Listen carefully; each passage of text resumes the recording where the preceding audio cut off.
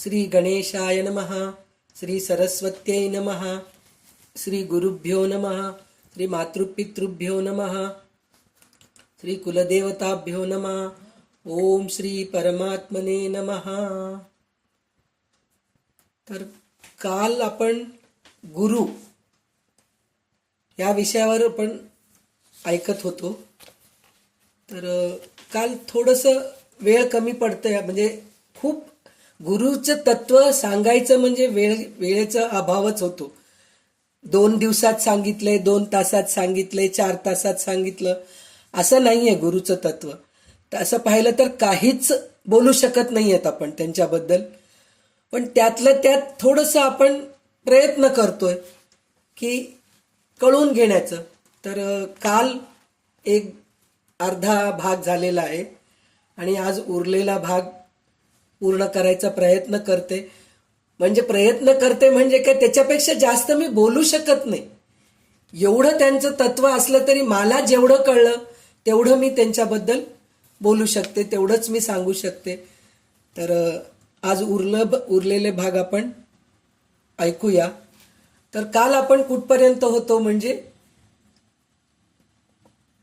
काय गुरुवो बहुव संती शिष्यवित्तापहारका तमेकम दुर्लभम मन्ये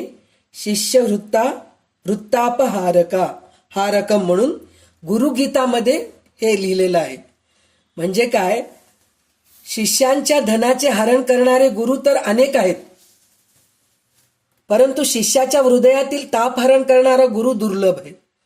असे दुर्लभ गुरु मिळणं खूप कठीण आहे. म्हणजे गुरु दुर्लभच आहेत. आपण आजकाल कसं झालंय आपलं की असं म्हणतात की आजकाल गुरु भरपूर आहेत, आपल्याला काय कमी आहे गुरूंची. आणि खरोखरच आहे, गुरु आहेत आपल्याला. प्रत्येक क्षणाला आपल्याला गुरु भेटतात. म्हणले ना, कोणाकडूनही काहीही शिकायला मिळतं आपल्याला, तर ते गुरुच म्हणतात.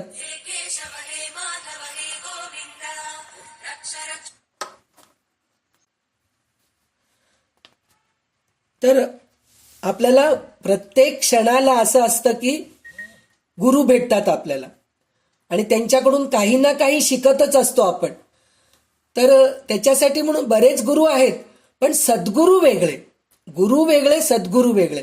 आपल्याला सद्गुरू पाहिजे म्हणून म्हणलं तर त्याची तळमळ पाहिजे, मनापासून तळमळ पाहिजे. आणि मनापासून तळमळ झाल्यानंतर गुरु जरी आपल्याला प्रत्यक्षात गुरु जरी आपण केलो नाहीत किंवा गुरु भेटले नाहीत आपल्याला, तरी पण आपले संशय मिटत असतात. आपले जे काही त्रास आहे, म्हणजे गुरुकडे आपण त्रास निवारण्यासाठी जात नाहीत.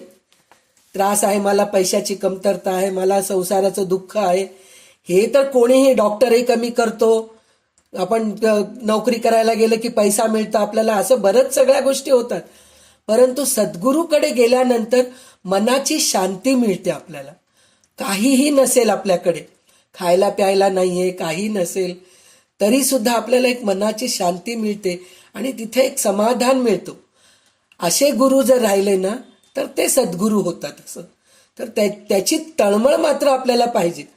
पण काही वेळेस असं होतं की आत्ताच मी म्हणले ना, सद्गुरू जरी नाही भेटले तरी तळमळ जर राहिली ना, तर आपल्याला त्याच्यात आपले संशय जे आहेत, आपल्याला जे ज्ञान पाहिजे तसे पुस्तकं आपल्याला भेटतात, तसं सत्संग आपल्याला मिळत राहतं, तसे लोक आपल्याला भेटतात. मग त्यांच्याकडूनच आपल्याला सगळं काही ऐकायला मिळतं. म्हणून गुरु करावा, करू नये म्हणून नाहीये, गुरु करावा, पण ओळखून करावा. आजकाल ओळखणं फार कठीण आहे. तर त्याच्यापेक्षा आपण गुरुकडून गुरु दीक्षा घेतलं, गुरुमंत्र घेतलं, कानामध्ये गुरुमंत्र सांगितलं, हे सगळं आहे, प्रक्रिया आहे, हे सगळं करण्याची प्रक्रिया करायला पाहिजे. पण त्याच्यापेक्षा आपण सद्गुरू जे आपले आहेत पूर्वज, म्हणजे आता राघवेंद्र स्वामी आहेत किंवा गोंदवले महाराज आहेत, रामदास स्वामी आहेत, असे जे स्वामीजी आहेत, त्यांचे समाधी आहे, तिथं जावं. तिथं जाऊनच आपण त्यांनाच गुरु मानावं. आता नवीन गुरु करायची गरज नाहीये.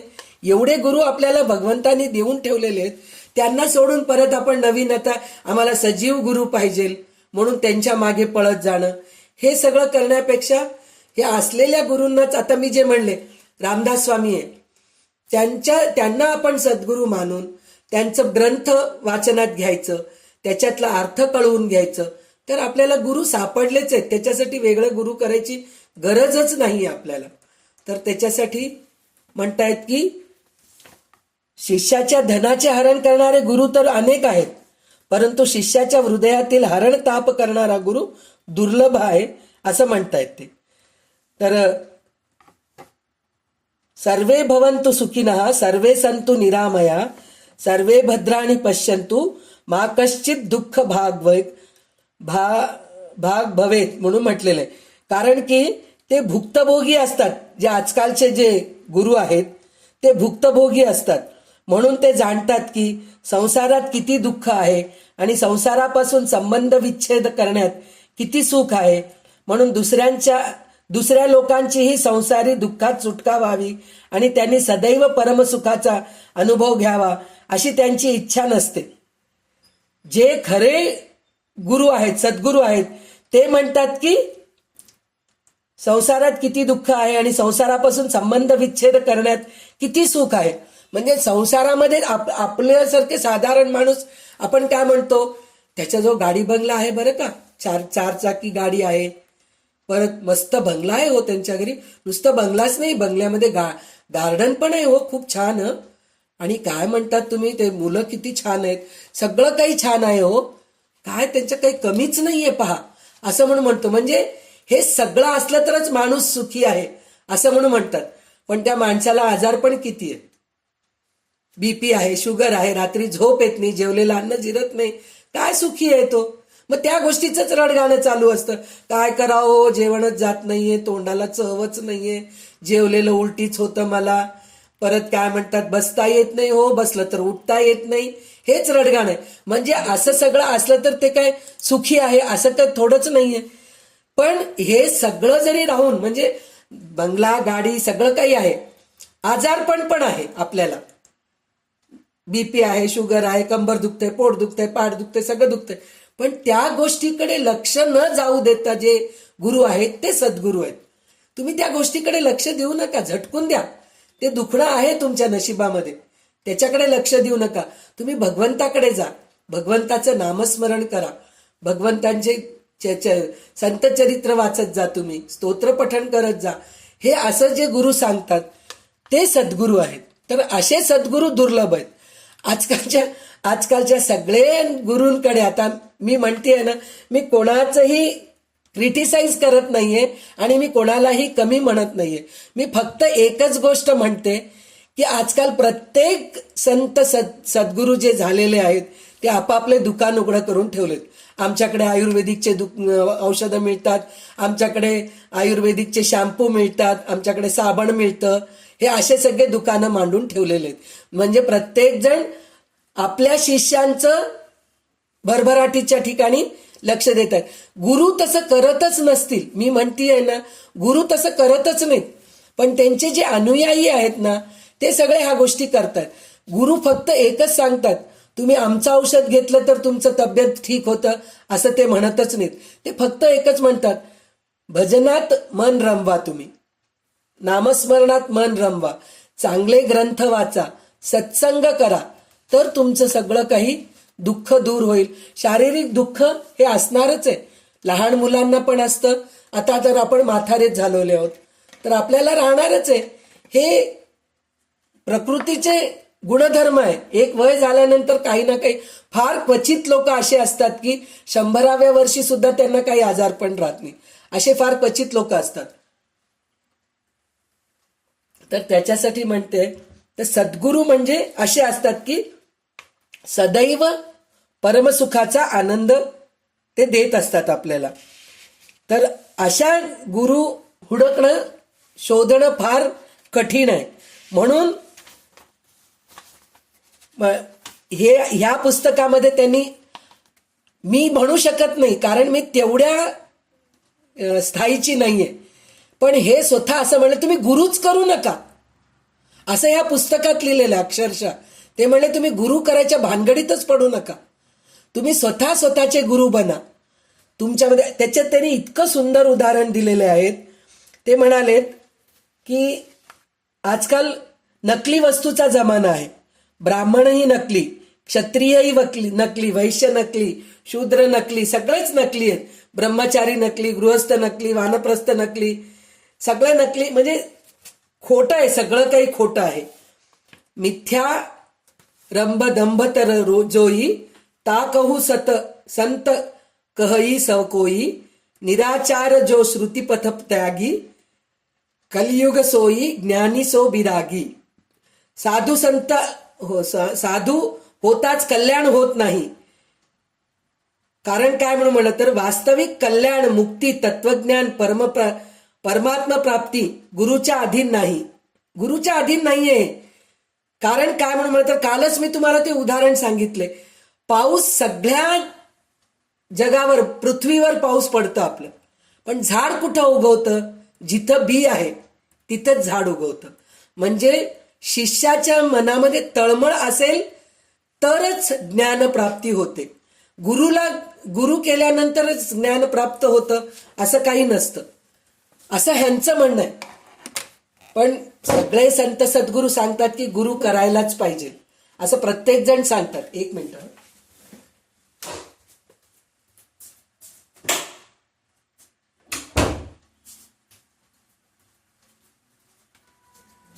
तर त्याच्यासाठी तुम्ही गुरु करण्याच्या भानगडीत जाऊ नका. मग त्यांनी त्या अजून एक उदाहरण काय केले,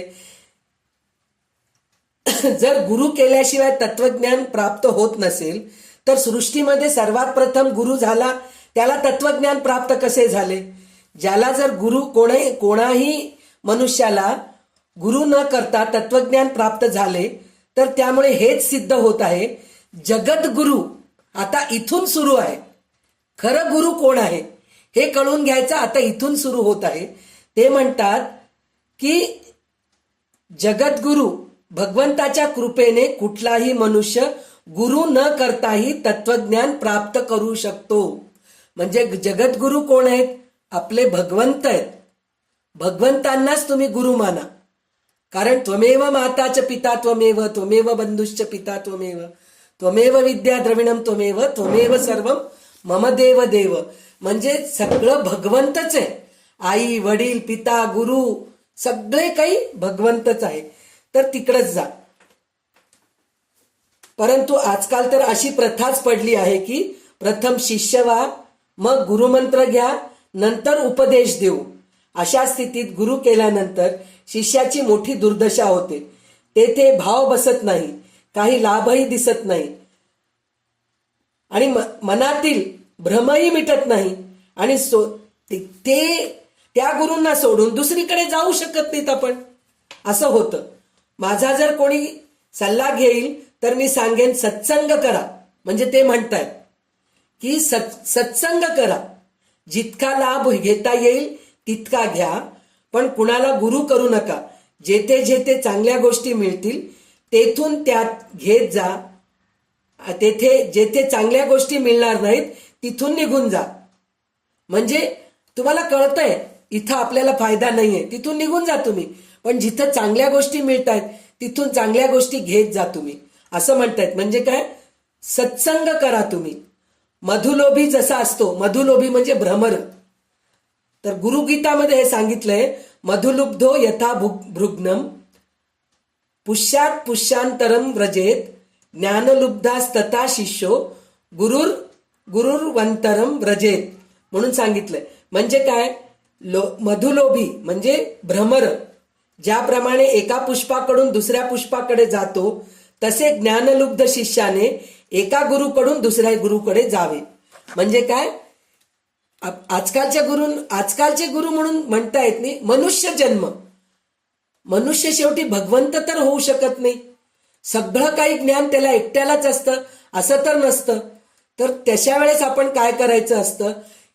कोणाकडून काय ज्ञान मिळते, कोणत्या ग्रंथामधून काय ज्ञान मिळते, त्या ग्रंथामधून सगळं ज्ञान प्राप्त करायचं प्रयत्न करावं. काही काही ग्रंथामध्ये चुकीचं लिहिलेलं. आता आपण हे पुस्तक वाचतोय तर यांनी काय सांगितलंय? तुम्ही गुरु करूच नका. जर आपल्याला पटलं नाही हे गोष्ट ऐकू नका तुम्ही. गुरु करू नका म्हणून जे म्हटलेत ना त्या गोष्टी आपण ऐकायचंच नाही. पण बाकीच्या गोष्टी किती सुंदर लिहिलेल्या आहेत त्यांनी. त्या गोष्टी आपण हे करू शकतो, अनुसरू शकतो, त्याच्याप्रमाणे आपण वागू शकतो. त्याप्रमाणे जर राहिलो तर आपला विवेक आपल्याला कळतो. म्हणजे आपण आपल्यामध्ये जे विवेक आहे ते कसं, चांगलं काय वाईट काय आहे हे आपल्याला कळतं. तर तसंच त्यांनी सांगितलं की खरं तर शास्त्रामध्ये असे सांगितले, एक गुरु करा, एका गुरुचे पाय धरा, त्याच्या व्यतिरिक्त दुसरीकडे जाऊ नका, असं शास्त्रात लिहिलेलं आहे. पण हे काय सांगतात, एका गुरुकडून दुसरीकडे जा, दुसऱ्या गुरुकडून तिसरीकडे जा. पण ते असं म्हणत नाहीये की बदलत राहा गुरुला तुम्ही. त्यांचं म्हणण्याचं तात्पर्य असं आहे की प्रत्येका चांगल्या संतांकडून चांगले चांगले जे विचार आहेत त्यांचे, ते विचार आत्मसात करा आणि ज्ञान प्राप्त करा. नुसतं ज्ञान प्राप्त करू नका, वैराग्यही आपल्यामध्ये आणायचा प्रयत्न करा, असं म्हणून ते म्हणतायत. तर हे झाल्यानंतर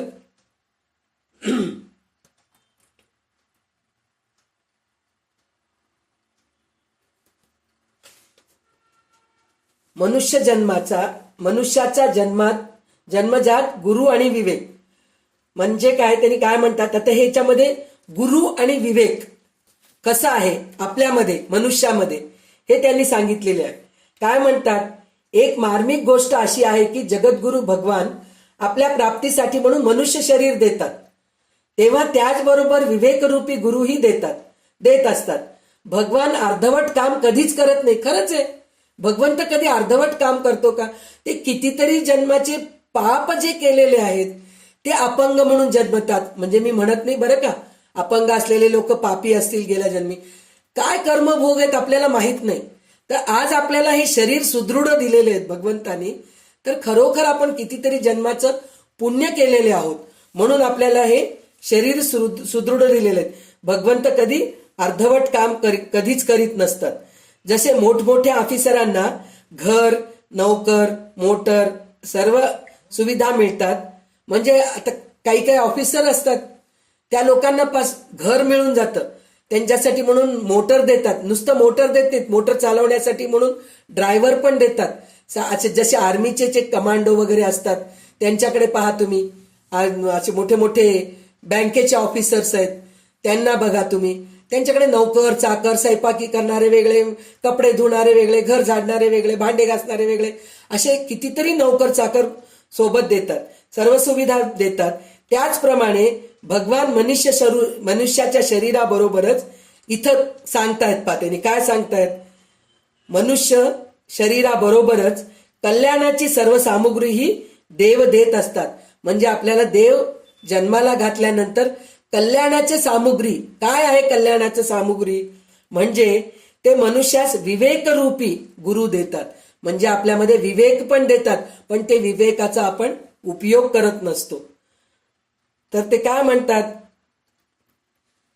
विवेकरूपी गुरु देतात, ज्या योगे तो मनुष्य सत्य आणि असत्य म्हणजे खरं काय खोटं काय, कर्तव्य आणि अकर्तव्य म्हणजे कर्तव्य कर्म करायला पाहिजे, अकर्तव्य कर्म सोडून द्यायला पाहिजे.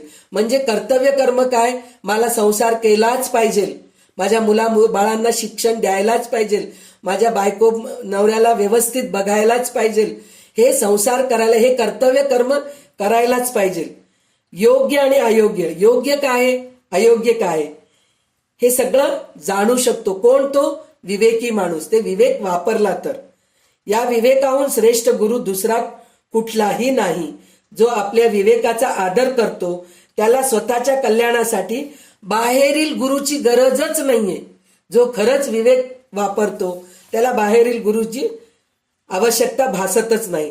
जो आपल्या विवेकाचा आदर करीत नाही तो बाहेरील गुरु करूनही आपले कल्याण साधू शकत नाही. म्हणून बाहेरील गुरु करूनही कल्याण होत नाही. तर त्याच्यासाठी म्हणून अजून एक हे काय म्हणून म्हणलं तर, गीतेमधलं 10व्या अध्यायामधलं 11वा आणि 10वा आणि 11वा श्लोक काय आहे, तेषां सतत युक्तानां भजतां प्रीतिपूर्वकं ददामि बुद्धी योगंतम येन मामुपयांति ते तेषामेवानुकंपार्थम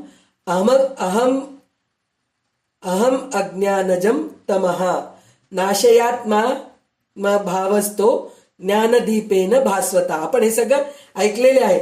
याचा अर्थ असा आहे त्या नित्य निरंतर म्हणजे भगवंत म्हणतायत, माझ्यात मग्न झालेल्या आणि प्रीतीपूर्वक माझे भजन करणाऱ्या भक्तांना ज्या योगे माझी प्राप्ती होते असा मी बुद्धियोग देतो. म्हणजे भगवंताचं सतत नामस्मरण करत आहे, सगळ्यांचं चांगलं विचार करत आहे, त्यांना गुरुची गरजच नाही. भगवंत स्वतःच त्यांना बुद्धी प्राप्त करून देतात. त्या भक्तांच्या वर कृपा करण्यासाठी म्हणून त्याच्या सत्ता मात्र स्वरूपाच्या ठिकाणी राहणारा मी म्हणजे भगवंत आपल्यामध्ये आहे आपण जाणतच नाही. आपण नेहमी बाहेरच सोडकत राहतो, मूर्तीमध्ये, देवळामध्ये, दगडामध्ये, मातीमध्ये, पाण्यामध्ये, ह्याच्यामध्येच आपण. खरं तर सर्वत्र भगवंताला बघायचं हे आहे, सगळ्या ठिकाणी भगवंत आहे हे बघायला पाहिजे, पण त्याच्यामध्येच आहे हे नाहीये. भगवंत आपल्यामध्ये आहे हे ओळखायला पाहिजे, पहिले ते ओळखायला पाहिजे. जर ते कोणी ओळखलं भगवंत माझ्यामध्येच आहे, जेव्हा भगवंत माझ्यामध्येच आहे हे आपल्यामध्ये भाव निर्माण झालं तर आपण सगळ्यामध्ये भगवंत आहे हे बघायला सुरुवात करतो आपण. म्हणजे सगळ्यामध्ये भगवंत आहे म्हणजे आपल्यामध्ये भेदभाव राहत नाही. आपण सतत तो असा आहे, ती तशी आहे, त्यांच्याकडे तसं आहे, हे सगळं आपल्यामध्ये भेदभाव राहत नाही. म्हणजे आपल्यामध्ये भगवंत आहे म्हणून जेव्हा आपण ओळखतो तेव्हा आपण सगळ्यांना सर्वसमान बघतो.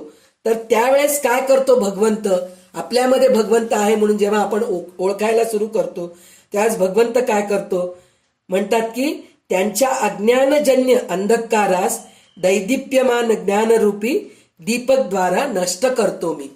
म्हणजे तुमच्यामध्ये थोडं जरी अंधकार आहे, अज्ञान आहे तुमच्यामध्ये, तर भगवंत त्याचं प्रकाश देऊन त्याला दैदिप्यमान करतात असं म्हणून म्हणतात. मनुष्य विवेकाला जितके जितके महत्व देतो, त्याला कार्यवाहीत आणतो, तितका तितका त्याचा विवेक वाढत जातो आणि वाढत वाढत तोच विवेक तत्वज्ञानात परिणत होतो. गुरु करण्याने विवेकाचा आदर होत नाही तर सत्संगाने होतो. म्हणजे गुरु केले तरच मला विवेक प्राप्त होतो असं नाही. सत्संग, चांगल्या लोकांच्या संगतीत राहा, चांगल्या गोष्टी ऐकत जा, तर तुम्हाला नक्कीच विवेक होतो आणि आपल्याला ज्ञान होतो. महात्मे शिष्य बनवत नाहीत तरीही त्यांचा सत्संग करण्याने उद्धार होतो. म्हणजे आपण सत्संगात जातो तर प्रत्येक गुरुजवळ सत्संगात गेलो आणि प्रत्येक गुरु जे आहेत ते म्हणतात तुम्ही एक 7 दिवस त्यांचं काहीतरी कार्यक्रम असतं. सद्गुरूंचे बरेच गुरु आहेत आजकाल, आपल्याला प्रवचन ऐकायला मिळतं त्यांचं. तर प्रवचन सगळं आपण छान ऐकतो, सगळं करतो. ऐकल्यानंतर मग आपल्याला त्यांचे अनुयायी जे असतात, शिष्य जे असतात, मग ते अनाऊन्स करून सांगतात, तर तुम्ही आता 7 दिवस तुम्ही जे सगळं तुम्ही प्रवचन वगैरे ऐकलात ना, तर तुम्हाला ह्यांचे मत पटले असतील तर तुम्ही ह्यांची दीक्षा घ्या, ह्यांच्याकडून गुरुमंत्र घ्या. त्याचं कार्यक्रम आहे, सामूहिक गुरुदीक्षा देणारे आहेत, गुरुमंत्र देणारे आहेत. तर त्याच्यासाठी तुम्ही इतके इतके पैसे भरा आणि तुम्ही दीक्षा घ्यायला या. ह्या भानगडीत पडू नका असं यांचं म्हणणं आहे. प्रत्येक गुरुकडून तुम्ही चांगल्या गोष्टी आकलन करा, पण त्यांचे शिष्य बनायची जरुरी नाहीये. तर त्यावेळेस आपण थोडे गिल्टी फील करतो, अरे इतकं सगळं आपण ऐकलो, आणि आपल्या आजूबाजूला जे असतात ते लोक सुद्धा नाही हो, हे गुरु खूप छान आहेत, यांची दीक्षा घ्याच तुम्ही. तर असे 100 गुरु करायची गरजच नाही आपल्याला. एक गुरु केलो, पण प्रत्येक संतांचे, संत सद्गुरूंचे प्रवचन, कीर्तन ऐकून त्यांचं सत्संगात राहून त्यांचे चांगले गुण आपण घ्यायचं प्रयत्न करत राहावं. तर तिथं असे करण्याने ते उत्तम संत बनले. म्हणजे आपण सुद्धा संत बनू शकतो. त्यांनी अनेक चांगल्या ग्रंथांची इथं एक काय सांगितलेलं आहे, ते म्हणाले की मेवाडच्या राजाचे, म्हणे मेवाडचे राजा एकेकाळचे त्यांचे काका होते म्हणे, त्यांचं नाव महाराज चतुरसिंगजी म्हणून मेवाडच्या राजाचे काका होते म्हणे. ते म्हणे सत्संग श्रवण करीत म्हणे आणि त्यात अधिक उत्तम गोष्टी कानी पडली की लगेच तेथून निघून जात. म्हणजे त्यांना तिथली एक गोष्ट आवडली, ते ऐकायचं आणि तिथून निघून जायचं. आता पुढचं काही ऐकायचंच नाही, निघून जात. आणि काय म्हणत करत होते की आता ही गोष्ट आपण अंमलात आणायचं, नुसतं ऐकून निघून जात नव्हते, ते ऐकून अंमलात आणत होते, म्हणजे तसे वागत होते. चांगलं गोष्ट सांगितलं की ते तसे वागत होते. जैसे चाले जैसे बोले तैसे चाले, त्याची वंदावे पाऊले, हे आपण ऐकलेलं आहोत. म्हणजे जो बोलतो, म्हणजे जसं बोलतो, काही वेळेस असं असतं ना, आपण सांगे ब्रह्मज्ञान आणि स्वतः कोरडे पाषाण. मी रोज उठून तुमच्या समोर मोठ्या मोठ्या गोष्टी बोलतेय आणि मी स्वतःच तसं वागत नाही, तर माझा उपयोग काय? अर्थच नाहीये. तसं नाहीये. जसं सांगतो, जसं बोलतो तसं वागायला पाहिजे. म्हणजे हे जे चतुर्सिंगजी म्हणून जे महाराज होते, ते म्हणे चांगल्या गोष्टी ऐकायचे आणि अंमलात आणायचे म्हणे. असं करत करत त्यांनी काय झाले, असे करण्याने ते उत्तम संत बनले म्हणे. त्यांनी अनेक चांगल्या ग्रंथांची रचना केली आणि मेवाडचे भाषेत वाल्मिकी म्हणून ओळखले जाऊ लागलेत म्हणे. मेवाडमध्ये त्यांना वाल्मिकी म्हणून ओळखतात म्हणे. या प्रकारे आपल्याला जी जी चांगली गोष्ट मिळते ती ग्रहण करीत जाल तर आपणही संत होऊन जाल. म्हणजे काय, चांगल्या गोष्टी अंमलात आणत राहायचं तर आपण स्वतः संत होऊन जातो. तर त्याच्यानंतर कल्याण होण्यात शिष्याची मुख्यता. इथं गुरुचं मुख्यता सांगत नाहीयेत, ते शिष्याची मुख्यता सांगतायत. कशाला? म्हणजे शिष्य जर खरोखर इच्छा असेल, शिष्याची तळमळ असेल, तरच शिष्याचं कल्याण होऊ शकतो, नाहीतर होऊ शकत नाही. त्याचं उदाहरण कसं सांगितलंय त्यांनी, गुरु कुठल्या गादीचे महंत असतील, त्यांच्याजवळ लाखो करोडो रुपये असतील, तर त्यांच्यापासून रुपये प्राप्त करण्यासाठी गुरुची मुख्यता आहे. गुरु शिष्याचा स्वीकार करतील तेव्हा शिष्यास धन मिळेल. गुरुच्या मर्जीशिवाय शिष्य त्यांच्यापासून धन घेऊ शकत नाही. या प्रकारे धन प्राप्तीमध्ये तर गुरुची मुख्यता आहेच, पण कल्याण आणि विद्येची प्राप्ती यात शिष्याचीच मुख्यता आहे. म्हणजे गुरुकडून आपण धन घेऊ शकतो, त्यांच्याकडे जेवू शकतो, त्यांचे कपडे आपण घेऊ शकतो, पण त्यांचं ज्ञान घ्यायला पाहिजे, त्यांच्याकडचं वैराग्य आपण घ्यावं म्हणून विचार केलं तर मात्र शिष्याची तेवढी पात्रता राहायला पाहिजे, तेवढी तळमळ राहायला पाहिजे, तरच शिष्य स्वतःचा कल्याण करून घेऊ शकतो, असं म्हणून ते सांगत आहेत. तर त्याच्यानंतर त्यांनी काय म्हणले, कबीरांचं उदाहरण दिलं त्यांनी. ते म्हणाले, स्वामी रामानंदजी महाराजांनी कबीरांना शिष्य करून घेण्यास नकार दिला. म्हणे कबीर रामानंदजीकडे गेले होते म्हणे की मला तुम्ही तुमचे शिष्य बनवून घ्या, पण रामानंदजी ते कबूल केले नाहीत, ते नकार दिलेत. ते म्हणालेत म्हणे, तर कबीरांना खूप दुःख झालंय की मला गुरु शिष्य म्हणून मानत नाहीयेत, तर म्हणून ते दुःखाने म्हणे नदीच्या काठी जे पायऱ्या असतात ना त्याच्यावर झोपून पडून होते म्हणे कबीरजी. तर रामानंदजी सकाळी उठून स्नानासाठी म्हणून नदीवर जात होते म्हणे. जात असताना त्यांचा पाय म्हणे कबीरांवर पडला म्हणे. तर कुठंही किती का मोठे संत राहू दे, कोणीही राहू दे, कुठल्या तरी माणसाला, कुठल्या तरी वस्तूला जर चुकून पाय लागला की आपण पटकन नमस्कार करतो. हे आपले संस्कार आहेत, लहानपणापासून झालेले संस्कार आहेत. पाय लागले की आपण पटकन असं नमस्कार करतो. पण काही लोकांच्या तोंडामध्ये राम राम म्हणतात, चुकलं बाबा, राम राम म्हणतात, नारायण नारायण म्हणतात, गोविंद गोविंद म्हणतात. म्हणजे त्यांच्या तोंडात सतत देवाचं नामस्मरण चालू असतं म्हणून चुकलं तरी राम राम म्हणतात, असं असतं त्यांचं. तर रामानंदजींचं पाय कबीरांवर पाय पडलं म्हणे. त्यावेळेस त्यांनी एकदम राम राम म्हणलेत म्हणे. असं म्हटलं की कबीरांना तेव्हाच हे झालं, गुरुमंत्र मिळाला म्हणल्याप्रमाणे. त्यांनी जरी गुरु नाही केले पण त्यांनी रामानामालाच गुरुमंत्र मानून ते साधनेला लागले. असं व्हायला पाहिजे. गुरु पाहिजे, गुरु पाहिजे, गुरु पाहिजे म्हणून शोधत बसणं आणि गुरु मिळाला नाही म्हणून दुःख करत बसणं, त्याच्यात वेळ घालत बसवणं. तर ते न करता पहा, नुसतं पाय लागला आणि रामराम म्हणले आणि त्यालाच गुरुमंत्र म्हणून त्यांनी साधनाला लागले. आणि आज कबीर केवढे मोठे संत झालेत. आज त्यांचे दोहा किती आहेत, किती गोष्टी आहेत आपल्याला, कितीतरी त्यांचे हनुमान चालीसा आहे, सुंदरकांड आहे, कितीतरी आपल्याला त्यांचे दोहा ऐकायला मिळतात, वाचायला मिळतात. बरं, नुसतं ऐकायला वाचायला मिळत नाहीत, त्याच्यामधून ज्ञान प्राप्त होतं. ज्ञान प्राप्त झाल्यानंतर ऑटोमॅटिक आपल्याला वैराग्य सुद्धा मिळतं. असं कबीरांचं आपल्याला महत्व कळालेलं आहे. आणि दुसऱ्या गोष्ट म्हणून म्हणलं तर द्रोणाचार्यांनी एकलव्याला शिष्य म्हणून पत्करले नाहीत. फक्त त्यांनी अर्जुनालाच विद्या दिले, धनुर्विद्या. अर्जुनालाच नाही, असे बरेच शिष्यांना दिले, पण त्यांचा आवडता शिष्य अर्जुन होता म्हणून एकलव्य सोडला का? नाही.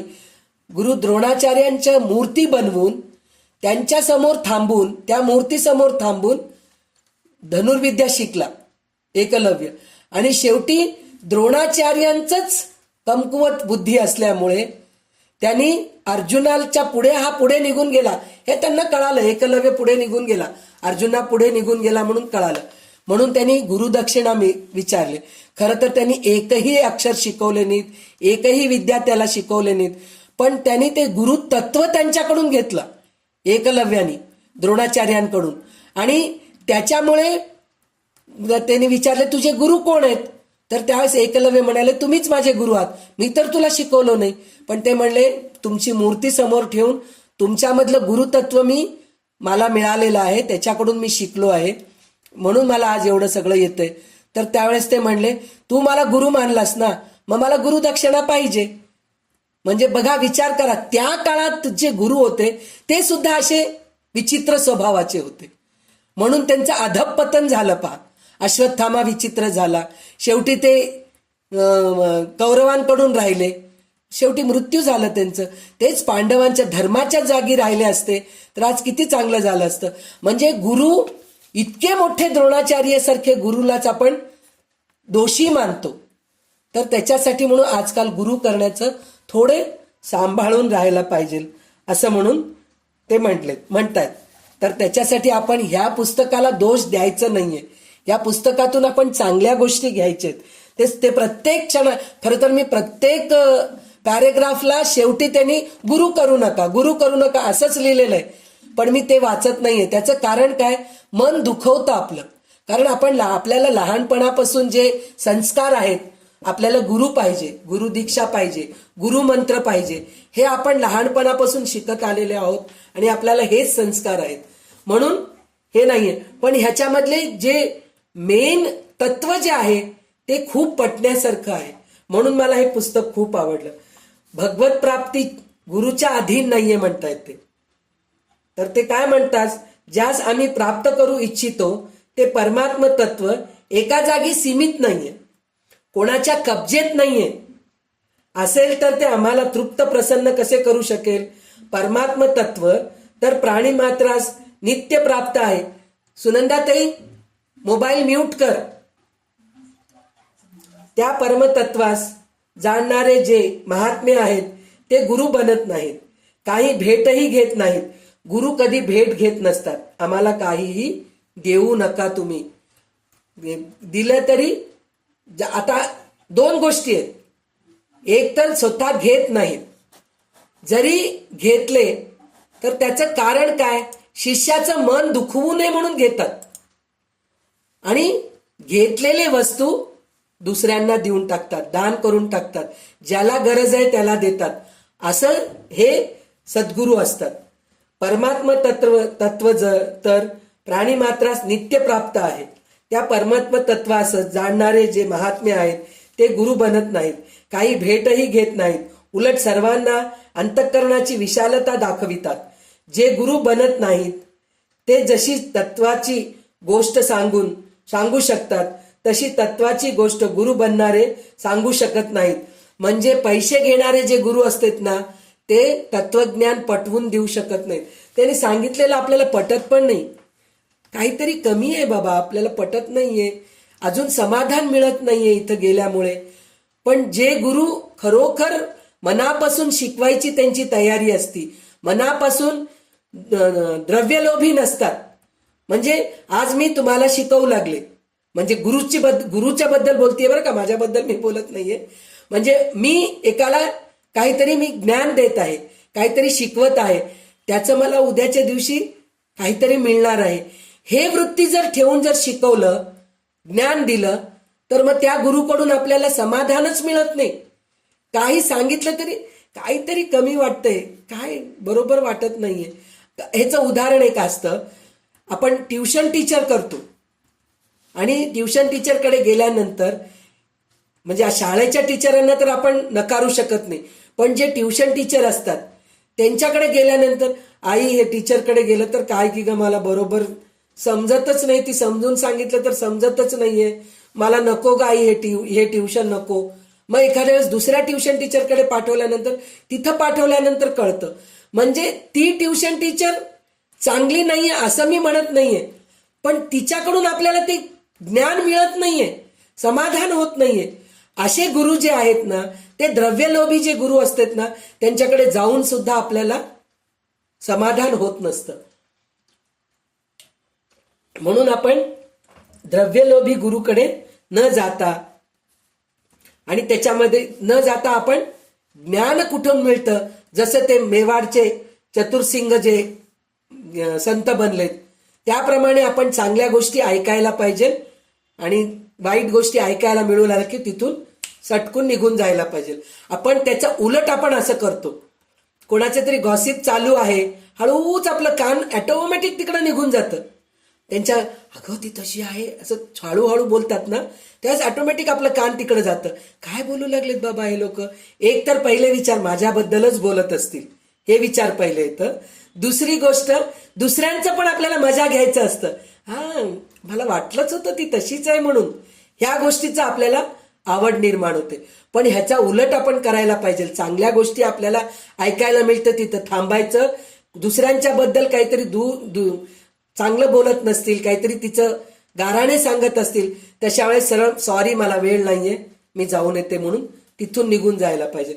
किंवा कोणी आपल्या घरी येऊन बसतात, येतात आपल्या आजूबाजूचे यायलाच पाहिजे आपल्याकडे, येतात बसतात, बसल्यानंतर मग काय गप्पे सुरू होतात. काय ग मग ती शेजारीन काय म्हणली, हे काय म्हणली, त्याच्यावरून सुरू होतं. जर असं काही टॉपिक निघालं तर त्यावेळेस त्यांना सरळ म्हणायचं काही समजून घेऊ नका, मला आता काहीतरी वाचायचंय, मला काहीतरी काम करायचंय, सॉरी काही समजून घेऊ नका, मला आता वेळ नाहीये, हो आपण नंतर भेटू, असं नम्र विनंती करून त्या गोष्टीला आपण बाजूला करायचं असतं. ते गोष्ट ऐकत बसून वेळ घालवायचं नसतं. कमीत कमी ह्या वयात तरी इतके वर्ष आपण ह्याच गोष्टी करत आलेले आहोत. ह्यांचे गाराणे ऐका, त्यांचे गाराणे ऐका, ते त्यांच्याबद्दल बोला, ह्यांच्याबद्दल बोला, ही मला असंच बोलली, ती मला तसंच बोलली, ती बोलल्यामुळे मी असं झाले. आणि आपण आपल्यामुळे आपण बिघडलो हे कधीच म्हणत नाही. ती तशी म्हणली म्हणूनच मी बिघड, माझा नवरा मला पुढेच पडू दिल नाही, हो काय करावं, हे ह्या वयाच्या बायकांचं ठरलेलं डायलॉग आहे. नाही हो आमचे यजमान आम्हाला बाहेर जाऊच दिले नाही. अरे बाहेर नाही गेलं तर घरी बसून पुष्कळशा गोष्टी करू शकला असतात ना तुम्ही. ते न करता मला नोकरीच करू दिले नाहीत. अरे नोकरी करणं एकच हे नाहीये आपलं. आपण स्त्री ज्या जन्माला जे आलो तर नुसतं पैसा कमवणं, संसार करणं एवढंच नाहीये. आपण स्वतः ज्ञान प्राप्त करून घेऊन दुसऱ्यांना ज्ञान देणं, हे सुद्धा खूप गोष्टी आपल्यामध्ये आपण करू शकतो. ते करतच नाहीत आपण. प्रत्येक वेळेस नवऱ्यालाच दोषी ठरवतो. त्यांच्यामुळे मी पुढे गेले नाही, हो माझे सासू सासरे मला घरात बसून ठेवलेत, माझ्या नंदेला मात्र नोकरीला पाठवलेत, तिला मात्र पुष्कळ हे केलेत, मला करूच दिले नाहीत. हो अरे ते करू नका, त्या गोष्टी करू नका. ज्या गोष्टी तुम्हाला आवडतं, म्हणजे नोकरी केलं की पैसा मिळतो, पैसा मिळालं की मला वर्चस्व मिळतं, हेच आपल्या डोक्यामध्ये भरलेलं आहे. तसं नसतं. आपल्याला ज्या गोष्टी आवडतात त्या गोष्टी घरी बसल्या बसल्या आपण करू शकतो, पण ते करत नाहीत. आपण दोषी ठरवायचं हेच विचार करतो. तर ह्यांचं म्हणणं असं आहे, सत्संगामध्ये सुद्धा आपण जातो तर मी पुष्कळदा बघितलेले आणि मी माझा अनुभव मी सांगते. सत्संगामध्ये कधीही आपण जातो ना तर मागच्या खुर्चीवर कधीही बसू नये, मागच्या सतरंजीवर कधीही बसू नये. संत सांगत असतात, सद्गुरू सांगत असतात, प्रवचन देत असतात, समोरच्या खुर्चीवर जाऊन बसाव, त्यांच्या समोर बसाव, म्हणजे आपलं लक्ष सगळं त्यांच्याकडे असतं. मागच्या खुर्चीवर बसलोच समजा, मग गॉसिप सुरू होतं, ते प्रवचन कानावर पडत नाही, दुसऱ्याच गप्प्या सुरू होतात. असे कितीतरी हे असतात की लोक असतात सत्संगाला म्हणून येतात पण दुसऱ्या गोष्टी टाइमपास करून निघून जातात.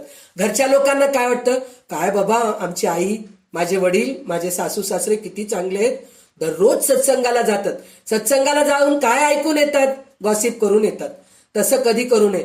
म्हणून कधी पण आपण समोरच बसायला पाहिजे आणि संत सज्जनांचं प्रवचन मनापासून ऐकायला पाहिजे आणि त्यातले चांगल्या गोष्टी आपण ऐकून अंमलात आणायला पाहिजे. नुसतं ऐकायचं.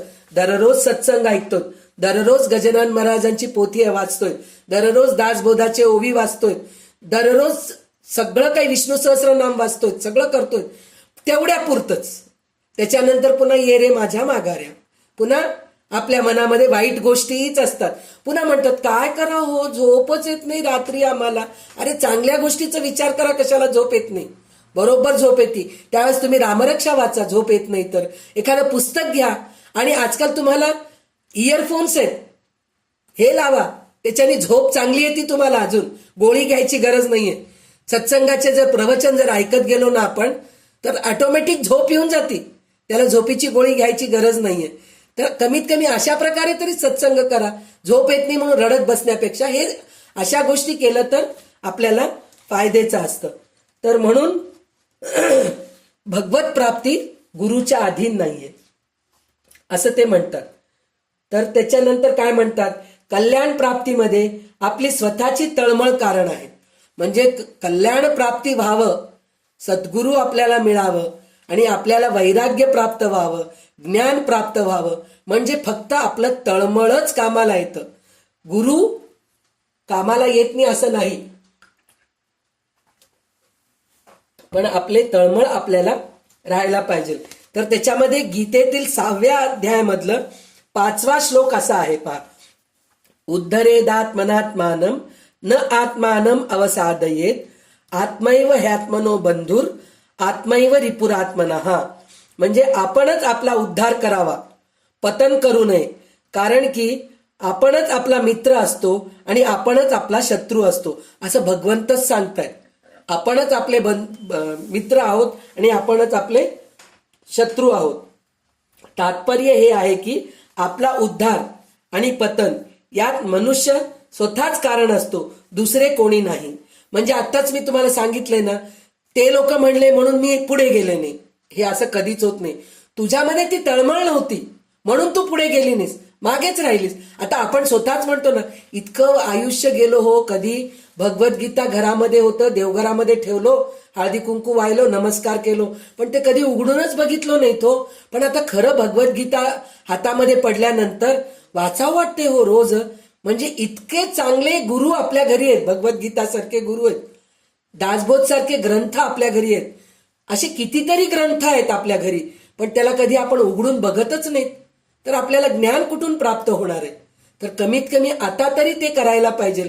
दुसऱ्या फालतू गोष्टीकडे, टीव्हीच्या सिरियलमध्ये, गॉसिप करण्यामध्ये, सून काय करतीये, मुलगा काय करतोय, ह्या सगळ्या गोष्टीकडे लक्ष देण्याबद्दल आपण ह्या गोष्टीमध्ये जर मन हे केलो तर कमीत कमी वयाच्या उतार वयाच्या वेळेस शेवटचं म्हणायला पाहिजे. कारण का आपण सगळे शेवटच्या लाईनीतच आहेत. सगळ्यांचे संसार संपलेले आहेत. बहुतेक आहेत असे 1-2-3 जण असे आहेत की त्यांचा संसार आहे, अजून त्यांच्या मुलाबाळांचे लग्न व्हायचे, असे आहेत लहान. मी एक 60ला आले म्हणून मी सगळ्यांना तसं करा असं मी म्हणत नाही.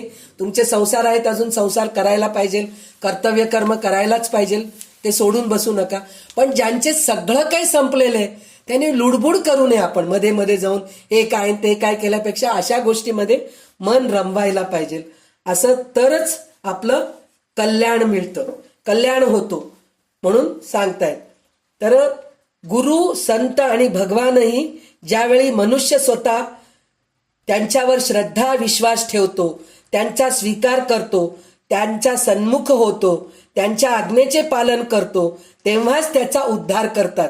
म्हणजे संत, सद्गुरू, देव हे सुद्धा केव्हा आपला उद्धार करतात?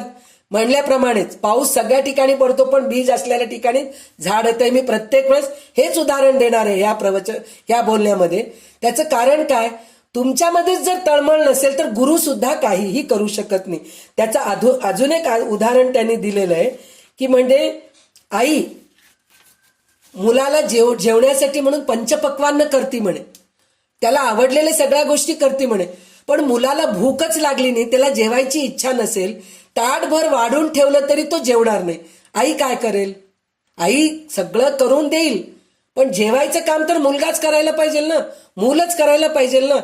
त्याचप्रमाणे गुरुकडे भरपूर गोष्टी आहेत, भगवंताकडे भरपूर गोष्टी आहेत ज्ञान प्राप्त करण्यासाठी म्हणून, पण माझ्यामध्येच तळमळ नाहीये तर भगवंत देतो कुठून तुम्हाला, करतो कुठून तुम्हाला? तर हे त्याच्यासाठी म्हणून आपण आपलं तळमळ पाहिजे पहिले. तसेच स्वतःची तळमळ नसेल तर गुरु संत महात्मे याचा उपदेश काय काम करतो, म्हणजे गुरुमंत्र घ्या, गुरु करा, त्याचा काहीही उपयोग नाही. म्हणून स्वतः आपण गुरु बना. वास्तविक मनुष्य स्वतःचा गुरु आहे. आत्मनो गुरुरात्मैव पुरुषस्य विशेषतः, हे भागवतामध्ये सांगितलेलं आहे. म्हणजे जो पुरुष स्वतःच्या आत्म्यालाच गुरु मानतो तोच विशेष आहे असं म्हणून सांगितलेलं आहे. उपदेश स्वतःलाच करा. ह्याचं उदाहरण पुन्हा मी तेच सांगतेय. स्वतःलाच उपदेश करा, दुसऱ्यातील उणीव न बघता. तिच्यामध्ये ते कमी आहे, त्याच्यामध्ये हे कमी आहे बघितल्यापेक्षा माझ्यामध्ये काय कमी आहे, मी कुठं कमी पडतीये, ह्या गोष्टीकडे कायम दुसऱ्यातील उणीव न पाहता आपल्या ठिकाणी काय कमतरता आहे हे पाहून ती दूर करण्याचा प्रयत्न करावा. असे कारण आपणच आपला गुरु बनतो, आपणच आपला नेता बनतो, आपणच आपला शासक बनतो. म्हणजे आपल्यावर कोणी शासन करू शकत नाही. तू असं करू नकोस, तू तसं करू नकोस म्हणणारे आपल्याला कोणी मिळत नाहीत. तर वास्तविक कल्याण गुरुमुळे होत नाही, ईश्वरद्वाराही होत नाही, तर उलट आपल्या स्वतःच्या खऱ्याखुऱ्या तळमळीने होते. स्वतःच खरी तळमळ असल्याखेरीज भगवानही कल्याण करू शकत नाही. जर करीत असेल तर आजपर्यंत आम्ही कल्याणापासून वंचित राहिलो नसतो.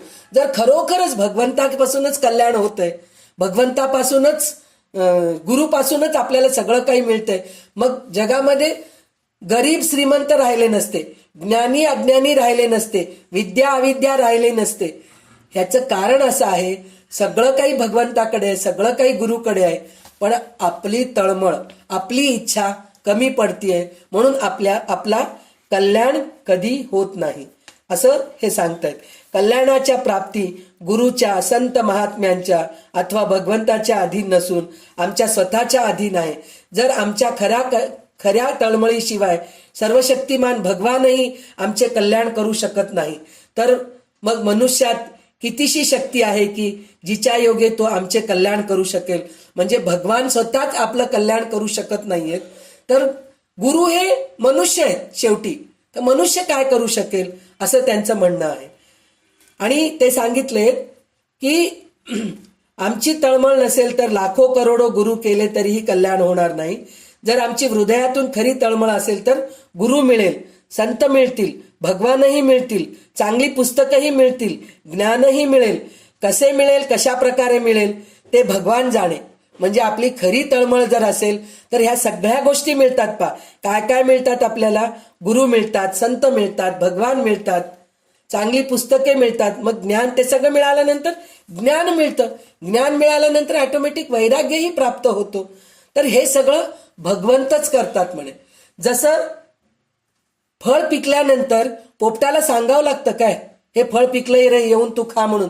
त्याला ऑटोमॅटिक त्याला वास येतं, त्याला ज्ञान होतं, येऊन तो त्या फळाला चोंच मारून जातो.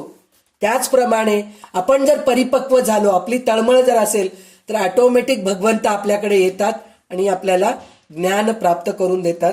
पण आपण तेवढे जिज्ञासू बनले पाहिजे, तरच गुरु स्वतः आमच्या जवळ येतील.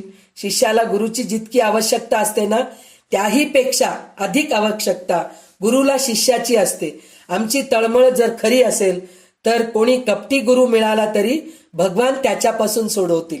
म्हणजे शेवटी ह्या पण म्हणतायत, म्हणजे शिष्य जर खरं तळमळीचा असेल तर गुरु करू नका म्हणून जे म्हणले ना, तर ते स्वतःच म्हणतायत की गुरु स्वतः तुमच्याकडे येतील आणि तुम्हाला तत्वज्ञान समजून सांगतील, ज्ञान देतील, वैराग्याकडे नेतील, तुम्हाला भगवंताच्या पायाकडे नेतील.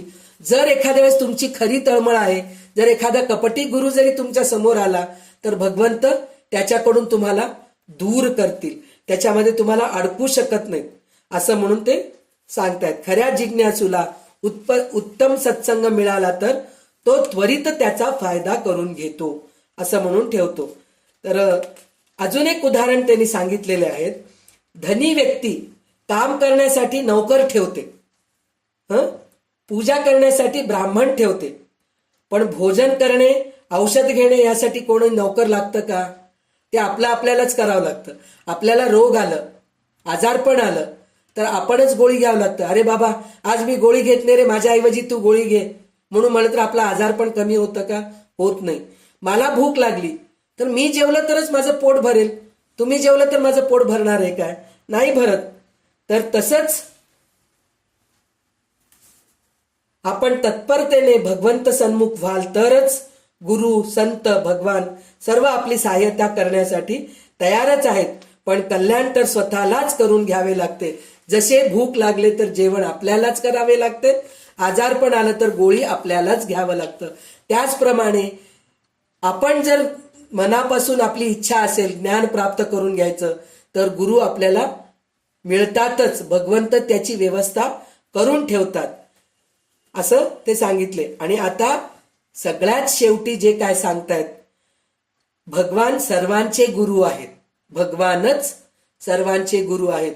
आपण जे म्हणलो होतो ना, गुरु कोण आहेत, आपलं शीर्षक असं आहे, आपले खरे गुरु कोण, म्हणून हे आपलं शीर्षक आहे. ह्या पुस्तकाचं शीर्षक काय? गुरुशिवाय मुक्ती मिळत नाही का? तर ह्याच्यापेक्षा आपण असं म्हणू शकतो की आपले खरे गुरु कोण? तर ह्याचं खरं उत्तर काय आहे? भगवान सर्वांचे गुरु आहेत, जगताचे गुरु आहेत. कृष्णम वंदे जगद्गुरुम, म्हणजे कृष्ण म्हणजे भगवंत तत्व. आता मी कृष्ण म्हणलं की मग शंकराचे भक्त म्हणतात, नाही आमचे भगवान गुरु नाहीत काय, ते भगवान नाही आहेत काय? असं नाहीये. हे जे तत्व जे आहे, जिथं आता प्रत्येक वेळेस आपण भगवद्गीता वाचतो, खरं तर कृष्णाने अर्जुनाला उपदेश दिलेला आहे. अर्जुन वाच म्हटलेलं आहे, धृतराष्ट्र वाच म्हटलेलं आहे, संजय वाच म्हटलेलं आहे, कृष्ण वाच, नारायण वाच, अच्युत वाच, दामोदर वाच असं कुठंही म्हटलेले नाहीये. भगवान वाच म्हटलेलं आहे. म्हणजे हे भगवान जे आहेत तेच सगळ्यांचे जगद्गुरु आहेत असं म्हणून सांग. जगद्गुरुंच शाश्वतम, म्हणजे ह्यांचं जे तत्व आहे तेच गुरु तत्व आहे. भगवानांचं जे तत्व आहे, जगद्गुरु आहेत तेच तत्व गुरु तत्व आहे. तेच केवळ गुरु नव्हे तर गुरुचेही परमगुरु आहेत. स ईश परमो गुरोर गुरुः त्वमस्य पूजस्य गुरुर्गरीयान, हे सांगितलेलं आहे. तर त्याच्यामध्ये अजून ते काय म्हणतात, जसे कोणी अंधालाच आपला मार्गदर्शक बनवावे, तसे अज्ञानी जीव अज्ञानीलाच आपले गुरु बनवितात. आपण सूर्यासारखे स्वयंप्रकाश आणि समस्त इंद्रियांचे प्रेरक आहात. आम्ही आत्मतत्वाचे जिज्ञासू आपलेच गुरु रूपाने वरण करीत आहोत. म्हणून भागवतामध्ये सांगितलेलं आहे. ते म्हणतायत की जसे कोणी अंधालाच आपला मार्गदर्शक, म्हणजे अंधाळ्याला पकडून जर रस्ता क्रॉस करायला गेला काय होईल? ऍक्सिडेंट होईल. तर तसं नाही व्हायला पाहिजे. तसेच अज्ञानी जीव अज्ञानीलाच आपला गुरु बनवितात, तर तसं करू नका तुम्ही म्हणतायत. तर सूर्यासारखे स्वयंप्रकाशक आणि समस्त इंद्रियांचे प्रेरक आपणच आहोत. खरं तर आपल्यामध्येच भरपूर प्रकाश आहे. आपल्या इंद्रियांचं दमन करून आपण जर भगवंताकडे जाऊ, आत्मतत्वाचे जिज्ञासू आपलेच गुरु रूपाने वर्णन करीत आहोत म्हणून म्हणलं तर काय, आपणच आपले गुरु आहोत, आपणच त्याचे हे करत राहू. तर ते म्हणतायत, भगवंत म्हणतायत, मी असं वर्णन करतोय की तुम्ही तुमचे गुरु आहात, तुम्हीच तुमचं कल्याण करून घ्या असं म्हणून म्हणतात.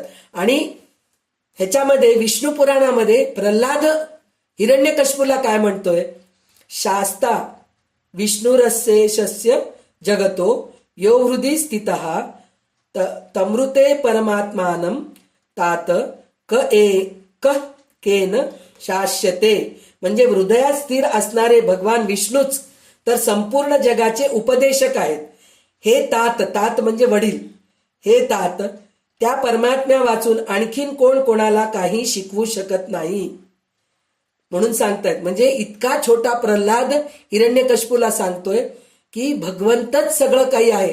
तू स्वतःला हिरण्यकश्यप प्रल्हादाला म्हणतात ना, म्हणजे त्याच्या राज्यात मीच देव आहे, माझंच तुम्ही नामस्मरण करा, माझंच चरित्र वाचा, माझ्याबद्दलच बोला तुम्ही, असं हिरण्यकश्यपूने सांगितलेलं आहे. पण त्यांचाच मुलगा त्यांना उपदेश करतोय की भगवंतच सगळं करतायत, तुला निर्माण केलेले भगवंतच आहेत. आज बघा हो तुम्ही, मरण देऊ शकतो आपण कोणाला तरी चाकू घेऊन, ते सुद्धा आपल्या हातात नाहीये. तुम्ही चाकू घेऊन किती मारा, भगवंताची जर कृपा असेल तो मरणारच नाहीये. तर ह्या गोष्टी आपण काही वेळेस असं करू शकतो की कोणाला बंदूक घेऊन मारू शकतो, सगळं करू, पण जन्म देणं आपल्या हातात आहे का हो? ते भगवंताच्याच कृपेने होते. भगवंताची कृपा असेल तरच बीज आपल्या गर्भात स्थापना होते. ते झाल्यानंतर जर भगवंताची कृपा नसेल, 1-2 महिने ते बीज वाढतं, अबॉर्शन होऊन जातं, मूल जन्माला येतं, मरून जातं. म्हणजे हे सगळ्या गोष्टी आपल्यात नाही आहेत. तर हे भगवंतच जगद्गुरु आहेत, त्यांचंच पाय आपण धरायला पाहिजे, त्यांचंच चरण आपण धरायला पाहिजे, त्यांच्याच चिंतनात आपण राहायला पाहिजे, हे ते सांगतायत. तर हे झाल्यानंतर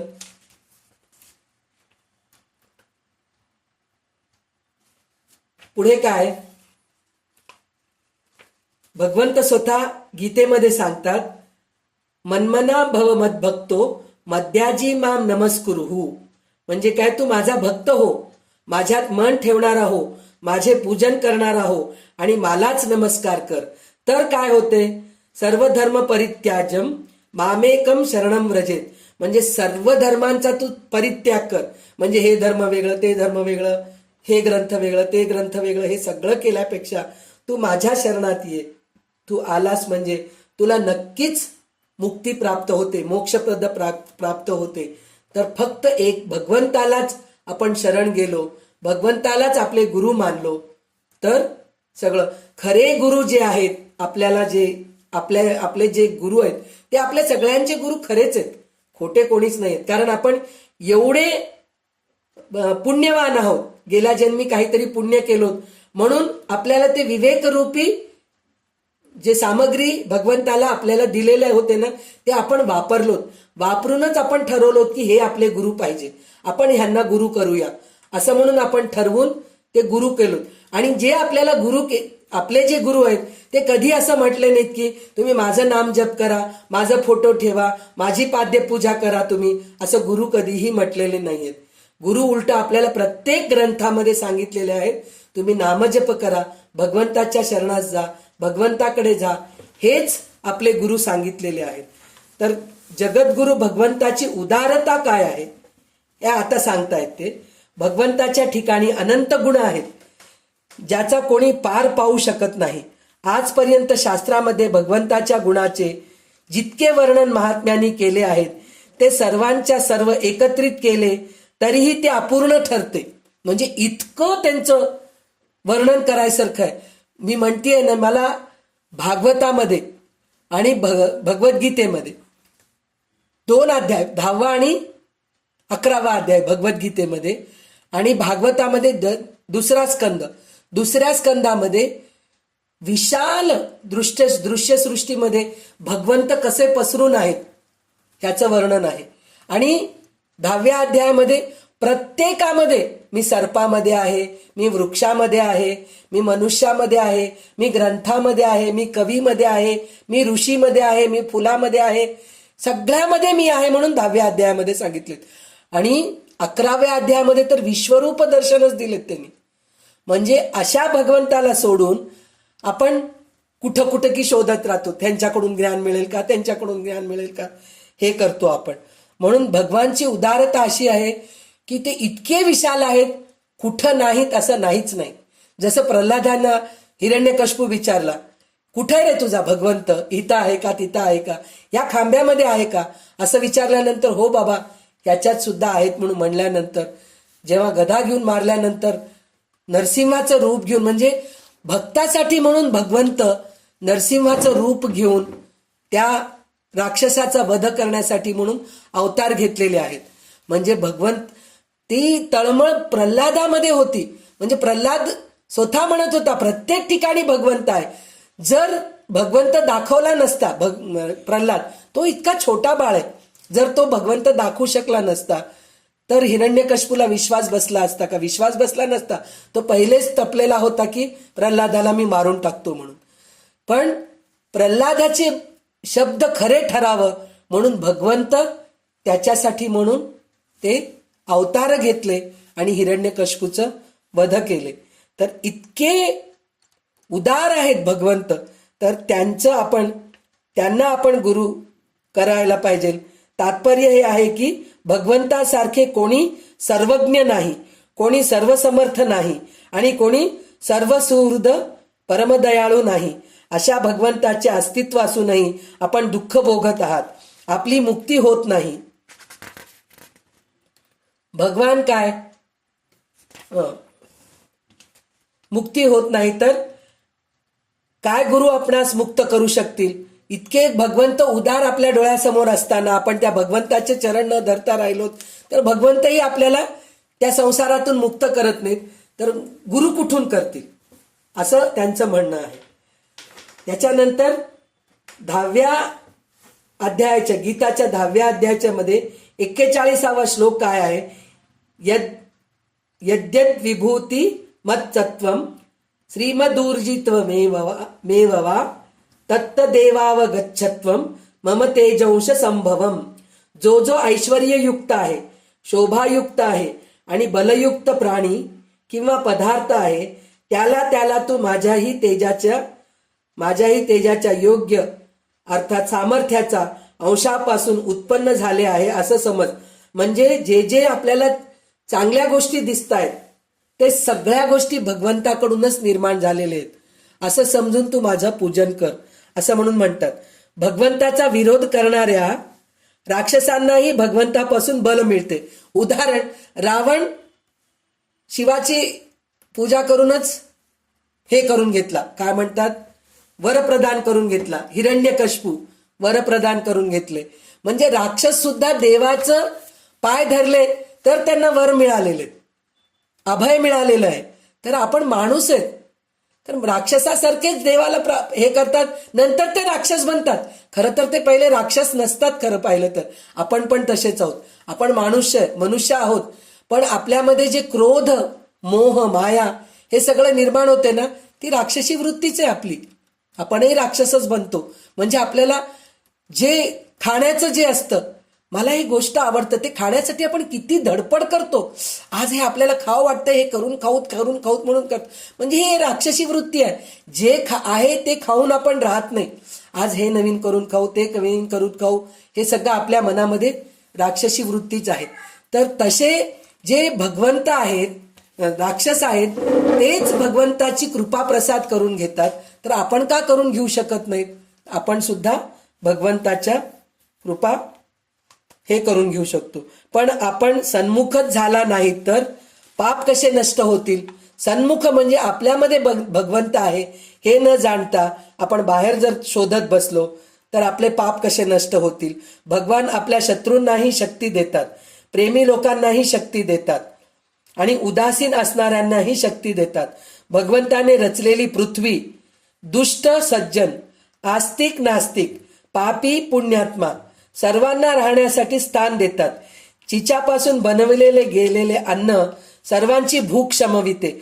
भगवंत असं म्हणतात का ह्या झाडाची फळं दुष्ट खाऊ नये, त्या झाडाची फळं संत खायला पाहिजे, असं तर म्हणत नाही. आणि झाड स्वतः म्हणत नाही. झाड दगड जरी मारलं तरी तुम्हाला फळच देतो, असे हे आहेत. तर आपण ह्याच्यामध्ये त्यांनी काय म्हणतात, भगवंताचा दयाळूपणा कसा आहे पहा. म्हणे आम्ही घरात विजेचा एक बल्ब लावला तर त्याचे भाडे द्यावे लागतं, आपल्याला इलेक्ट्रिसिटीचं बिल द्यावं लागतं. पण भगवंताने निर्माण केलेल्या सूर्यचंद्राचे कधी भाडे मागितले का? ते कधीच मागितले नाहीत. सतत आता तर आपण सूर्याचं प्रकाशाने सौरमान तयार करतो, म्हणजे सोलारचं हे करतोय आपण. म्हणजे किती लुबाडून घेतोय आपण सूर्याकडून, प्रकाश पाहिजे आपल्याला म्हणून, ते झालेलं आहे. त्याच्यानंतर पाण्याचा एक नळ घेतला तरी लगेच खर्च देतो, त्याचंही बिल भरावं लागतं आपल्याला, वॉटर बिल भरावं लागतं. पण भगवंताने उत्पन्न केलेल्या नद्या रात्रंदिवस वाहत असतात. त्यासाठी कोणी रुपये द्रव्य मागितलेच नाहीत. राहण्यासाठी थोडीशी जागा घेतली की त्यासाठी आपल्याला रुपये द्यावे लागतात. भगवंताने राहण्यासाठी इतकी मोठी पृथ्वी दिली आहे, त्याचे कधी भाडे मागितले का? कधीच मागितले नाही. जर त्याचे भाडे मागितले असते, देण्याची ताकद कोणामध्ये? आपल्यामध्ये ताकदच नाही. त्यांनी बनवलेली सृष्टी सुद्धा इतकी उदार आहे की तो स्वतः किती उदार असेल. म्हणजे जी सृष्टी, आत्ताच मी म्हणले ना, झाड कधी म्हणतं का हा दुष्ट आहे तू खाऊ नकोस, तू चांगलं, तू गोरा आहेस तू खा, तू काळा आहेस तू खाऊ नकोस, तू स्त्री आहे खा, पुरुष आहे तू खाऊ नको, असं हे म्हणत नाही. कोण? झाड म्हणत नाही. नदी म्हणत नाही की माझ्यामध्ये येऊन तू स्नान करू नको, नदी पण तशीच आहे. सूर्य म्हणत नाही की मी तुला प्रकाश देत नाही म्हणून. म्हणजे हे दृश्यसृष्टीच इतकं उदार आहे. भगवंत ते निर्माण केलेले आहेत, ते किती उदार असतील. तर त्यांचं चरण तुम्ही धरा असं म्हणून हे केले. आणि त्याच्यामध्ये एक छोटीशी गोष्ट आहे भगवंताचं, म्हणजे किती उदारता आहे हे सांगण्यासाठी म्हणून. तर एक सज्जन म्हणे एकादशीचे व्रत केलेत म्हणे. एकादशीचं व्रत केल्यानंतर द्वादशीच्या दिवशी एक ब्राह्मणाला, साधूला, एक गरीब माणसाला, कोणाला तरी जेवू घालायला पाहिजे, तर चांगलं असतं. तर तो सज्जन एकादशीचा व्रत केला आणि दुसऱ्या दिवशी जेवू घालण्यासाठी म्हणून एक कोणत्या तरी गरीब माणसाला मी जेवू घालतो असं तो संकल्प केला होता. आणि तो एक गरीब माणसाला शोधून आणला. पण तो गरीब होताच होता, त्याच्या व्यतिरिक्त तो नास्तिकही होता, देवाला मानतच नव्हता. पण त्याला गरीब असल्यामुळे भूक लागली होती त्याला. तो म्हणला काय करावं दे, मला जेवायला मिळतंय ना, जातो मी त्याच्याकडे जेवायला. एकादशीचं व्रताचं जरी देवाला नैवेद्य दाखवलेलं जरी असेल तरी मी जेवायला जातो म्हणून त्याच्या घरी जेवायला गेला म्हणे. आणि जेवताना तो काय म्हणतोय, जेवायच्या अगोदर आपण नमस्कार करतो, अन्नपूर्णे सदापूर्णे शंकर प्राणवल्लभे म्हणतो, नाहीतर देवा तुला अर्पण करून मी जेवतो म्हणतो. किंवा काही लोकांचं असं असतं, आपल्या ताटाचंच नैवेद्य देवाला दाखवतात, त्यात शिळं असू दे, कांदा असू दे, लसण असू दे, काही असू दे, फक्त त्यांच्या भावना काय असतात, जे मी काय खातो पहिले मी देवाला अर्पण करतो मग मी खातो, ही त्यांची भावना असते. तसं करतात. पुरुष तर परशिंचामिनी चित्रावती ठेवतात, हे सगळ्या गोष्टी करतात. तर ते सगळं, म्हणजे त्या काळामध्ये हे सगळं करायची पद्धत होती. आजकाल कोणी करत नाहीये, ते सोडून द्या. पण त्या काळात पण तो जो जेवायला आला होता ते सगळं केला नाही. तर तो जो सज्जन माणूस जो होता, जो जेवू घातला, तो म्हटला म्हणे, अरे मी तुला इतकं जेवायला देतोय, तू देवाला अर्पण न करता एकदम जेवायला सुरू केलंस, तू देवाचं नाव सुद्धा घेतलं नाही. कुठला देवण काय म्हणे. तर तो काय म्हणतो, भगवान काय कोण असतात काय, तू मूर्ख आहेस, तुला काही समजत नाही, भगवान नसतात म्हणून तो म्हणतो. आणि जेवण करायला सुरू करतो. तर ह्या सज्जनाला खूप राग येतं आणि सज्जनाला राग येऊन तो जेवत असतो, त्याच्या समोरचं ताट ओढून घेतो. तू देवाला मानत नाहीस तर चल उठ आणि निघून जा असं म्हणून त्याला म्हणतो, त्या नास्तिकाला म्हणतो. तर वरून म्हणे देव आकाशवाणी होते म्हणे. तर देव म्हणतात म्हणे, अरे माझी निंदा करता करता हा साधू म्हातारा झाला, म्हणजे नास्तिक आहे, तो माझी निंदाच केला, तरी आजपर्यंत मी त्याला भोजन देत आलो. म्हातारा झाला म्हणजे न जेवता झाला का तो? देवाला जरी नावं ठेवलं तरी त्याला जेवण तर मिळालं ना. तर जर म्हातारा झाला तरी आजपर्यंत मी त्याला भोजन देत आलो, आणि तू केवळ एक वेळचे भोजनही देऊ शकत नाहीस आणि माझा भक्त म्हणवतोस. म्हणजे तू जेवण देतोस, तू भेदभाव करू नकोस त्याला, तुझं कर्तव्य काय. म्हणून आपण सुद्धा एक गोष्ट शिकायला पाहिजे. हे म्हणजे ह्याच्यावरून आठवलं म्हणून मी सांगतेय. आपण काही ठिकाणी दान देतो, काही गरीब एक भिकारी येतो आपल्या समोर, त्याला आपण 1 रुपये 2 रुपये काहीतरी देतो, आणि थोड्या वेळानंतर आपल्याला तोच गरीब सिगरेट पिऊ लागलेला दिसतो, भिकारी, तोच भिकारी दारू पिऊ लागलेला दिसतो. तर त्यावेळेस आपल्याला वाटतं आपण पात्री दान केलो नाही असं वाटतं. पण आपली भावना काय, तो गरीब आहे, तो भीक मागायला आला, त्याला जेवण नाहीये, ह्या वृत्तीने आपण त्याला दान दिलो. दान द्यायचं आणि विसरून जायचं. ते दिल्यानंतर तो काय करतो ते त्याचे आहेत, ते त्याचं कर्म आहे. आपलं कर्म काय, आपण दान द्यायचं विसरून जायचं. पण आपण तसं नाही, दिलो असतो हो भिकारीला, दान दिलो असतो, पण तो ना माघारी जाऊन सिगरेट पितो हो, दारू पितो, मग असल्या लोकांना द्यायची गरज काय, हे आपण असं म्हणतो. पुढच्या वेळेस त्याला देऊ नका, पण प्रत्येक भिकारीला देताना हे डोक्यात विचार आणू नका, तो मी दिलेल्या पैशांनी काय करतो हे विचार करू नका. फक्त आपण दान द्यायचं एवढंच आपल्याला आपलं काम आहे, त्याच्यानंतर त्याचं काम नाही. तसं भगवंत म्हणतायत, अरे मी ह्या नास्तिक ब्राह्मणाला आयुष्यभर जेवण देऊन माथारा केलो, तू एक वेळेस जेवण देतोयस आणि माझं नाव घेत नाही म्हणून त्याच्यासमोरून तू ताट ओढून घेतोस काय, तुला काय अधिकार आहे. म्हणजे भगवंत एवढे उदार आहेत असं हे करतायत ते. तर ऐसो को उदार जग माही, बिनु सेवा जो द्रव्य दिन पर, राम सरीस कोई नाही. म्हणून आता हे गीता प्रेसचे आहेत, त्यांचं राममानस चरित्र, सुंदरकांड, अशा ह्याचेच त्यांचे उदाहरण असतात गीताचे. तर त्याच्यामध्ये त्यांनी ह्याच्यात विनय पत्रिका म्हणून एक उदाहरण पत्रिका आहे, त्याच्यामधलं उदाहरण दिलंय. तर त्याचं असं म्हणणं आहे, असे परम उदार भगवान विद्यमान असतात, आम्ही दुःख भोगत असतो आणि गुरु आम्हाला सुखी करतील, आमचा उद्धार करतील, ही किती फसवणूक आहे.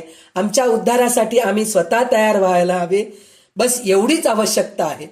गुरु करू नका म्हणून म्हणत नाहीयेत ते, फक्त एवढंच म्हणतायत की तुमची तळमळ राहायला पाहिजे, तरच हे होतं. भगवान महान दयाळू आहेत, हे सर्वांच्या जीवन निर्वाहाचा प्रबंधक व्यवस्था करतात, तर कल्याणाची व्यवस्था का करणार नाहीत. म्हणून आपण खरोखर अंतःकरणपूर्वक आपल्या कल्याणाची लालसा वाढवा आणि भगवंताची प्रार्थना करा की हे नाथ, माझे कल्याण व्हावे, माझा उद्धार व्हावा.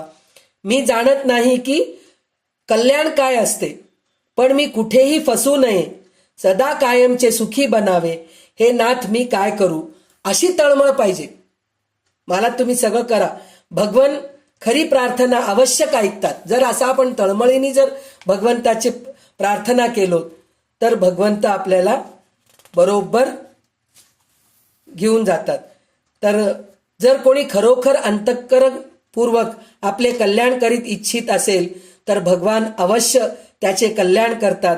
भगवंतासारखे आपले हित गुरुही कोणू असू शकत नाहीत. त्वमेव माता च पिता त्वमेव, त्वमेव बंधुश्च सखा त्वमेव, त्वमेव विद्या द्रविणम त्वमेव, त्वमेव सर्वम मम देव देव. असं त्याच्यासाठीच हे श्लोक आहे की आपलं उद्धार करण्यासाठीच आई बनलेत. कशाला म्हणलेले, त्वमेव माताच पिता त्वमेव, म्हणजे काय, आई वडील आपला उद्धार करतात. त्वमेव बंधुश्च सखा त्वमेव, भाऊ सुद्धा आपला उद्धार करतो. म्हणजे चांगलं, जे हितचिंतक भाऊ आहेत आपले, ते आपल्याला चांगलंच करतात ना, आपलं वाईट तर करत नाहीत. त्वमेव बंधुश्च सखा त्वमेव, मित्र पण आहेत. त्वमेव विद्या द्रविणम त्वमेव, विद्या द्रव्य हे सगळं काही माझं चांगलंच करतायत. पण हे कशामुळे, ह्या भगवंतामुळे हे सगळ्या गोष्टी होत आहेत. भगवंत हे सगळ्या चांगल्या लोकांना दिलंय म्हणूनच माझं सगळं काही चांगलं होत आहे, असं म्हणून ते म्हणलेले आहेत. तर आता आपण एक शंकराचार्यांचं एक हे आहे. तर आता आपण आतापर्यंत ऐकलेल्यामध्ये काय सांगितलेलं आहे की गुरुच आपले, भगवंतच आपले गुरु आहेत हे सांगितलेले आहेत. पण खरा गुरु कसा असतो हे एक ह्याच्यामध्ये सांगितलेलं आहे, स्तोत्रामध्ये सांगितलेले आहेत. एक मिनिट आत्ताच काढ. हा, धन्याष्टकम, धन्याष्टकम म्हणून एक स्तोत्र निर्माण केलेले शंकराचार्यांनी. तर ह्याला सुटेबल आहे म्हणून मी ह्या स्तोत्राचं अर्थ सांगते. म्हणजे गुरु, खरे गुरु कसे असतात, त्यांचं धन्य आहे असं ते धन्याष्टकम म्हणून त्यांनी ते निर्माण केलेलं स्तोत्र आहे. तर आज आपल्याला गुरुच्या बद्दल कळत कळत धन्याष्टकम स्तोत्राचं सुद्धा आपल्याला अर्थ ऐकायला मिळतंय. हे आपण खरोखरच नशीबवान आहोत. तर तज्ज्ञानम प्रशमकरम यदिंद्रियाणाम तज्ज्ञेयम यदुपनिषस्तु निश्चितार्थम ते धन्या भुव परमार्थ निश्चितेहा तेषास्तु ब्रह्मनिलये परब्रह्मती. असं म्हणून मी आता, कारण मी हे श्लोक पहिल्यांदाच वाचतीये, ह्याच्या अगोदर मी कधी वाचले नाही, पण ह्याचा अर्थ वाचल्यानंतर मला असं वाटलं की आपण इतकं गुरुबद्दल बोललो तर खरोखर ह्या स्तोत्राचा जर अर्थ कळाला ना तर खूप छान असतं. म्हणून मी ह्या स्तोत्राचं मी फक्त अर्थच सांगते, मी स्तोत्र वाचून दाखवत नाही, कारण मला अवघड जाते. चुकीचं वाचण्यापेक्षा न वाचलेलं बरं, म्हणून मी फक्त अर्थच वाचून दाखवतीये. तेच खरे ज्ञान ज्यामुळे इंद्रियांची उपशमना करून मनस शांत होते. म्हणजे आत्ताच आपण बोललो होतो, ज्ञान मिळाल्यानंतरच मनस शांत होते. पण ते कोणचे ज्ञान? खरे ज्ञान. भगवंतच आपले सगळं काही आहे हे कळाल्यानंतरच आपल्या मनाला शांती मिळते. नाहीतर अशांतच असतं, सतत शंकेत असतो, हे करू का ते करू का. समाधानच राहत नाही आपल्या आयुष्यामध्ये. समाधान केव्हा मिळतं की आहे त्या ह्याच्यामध्ये आपण सांभाळून राहतो, आहे त्या परिस्थितीला आपण कबूल करतो, तेव्हा आपल्याला समाधान मिळतं. जे नाही, आता गरमी होऊ लागले, पंखा नाही पंखा नाही पंखा नाही म्हणून रडत बसलो तर समाधान नाही. आहे बाबा गरमी, सहन करायचंय, करा सहन, असं आपण राहत नाही, म्हणून समाधानी होत नाही. तर खरे ज्ञान केव्हा? उन्हाळा आहे बाबा, गरमी होणारच आहे, पंखा लावूनही गरमी होते, एसी लावूनही गरमी होते, उन्हाळा असल्यानंतर गरमी होणारच आहे. हे जे ज्याला कळतं, खरं ज्ञान मिळतं, तेव्हा तो समाधानी होतो. आणि खरोखर त्यावेळेस त्याला गरमी पण होत नाही, तो एकदम समाधानी असतो. पण आपण तसे समाधानी नसते. ते परमात्म तत्वच ज्ञेय आहे, ज्याच्या स्वरूपाचा निर्णय उपनिषदातून केला आहे. असे हे परमात्म तत्वाचे ज्ञान संपादन करून ज्यांनी आत्मतत्वाचा साक्षात्कार करून घेतला तेच विश्वामध्ये धन्य आहेत. अन्य मात्र भ्रांतीमध्येच भटकतात. तेच म्हणजे समाधान जे करून घेतात तेच धन्य आहेत. असं धन्याष्टकम आहे ना, तर धन्य कोण आहेत? तर त्याच्यामध्ये आपण सुद्धा येतो. धन्य म्हणजे माणूस, गुरु म्हणून नाही, किंवा गुरु सुद्धा, गुरु असे गुरुच गुरु असतात, जे धन्य आहेत तेच गुरु होऊ शकतात. आपण तर धन्य व्हायलाच पाहिजे.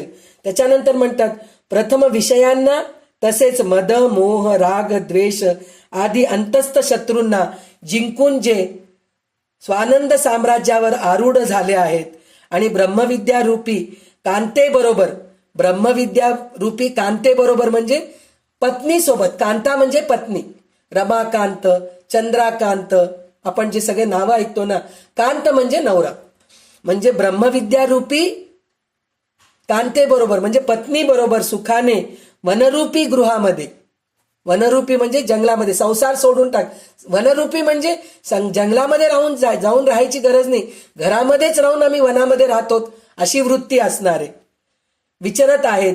ते खरोखर धन्य आहेत, ते खरोखर गुरु आहेत. तसं आपणही बनू शकतो. त्याच्यानंतर काय म्हणलेले आहेत? अधपतनाला कारणीभूत असलेल्या घरादाराबद्दलच्या आसक्तीचा त्याग करून केवळ आत्मप्राप्तीसाठी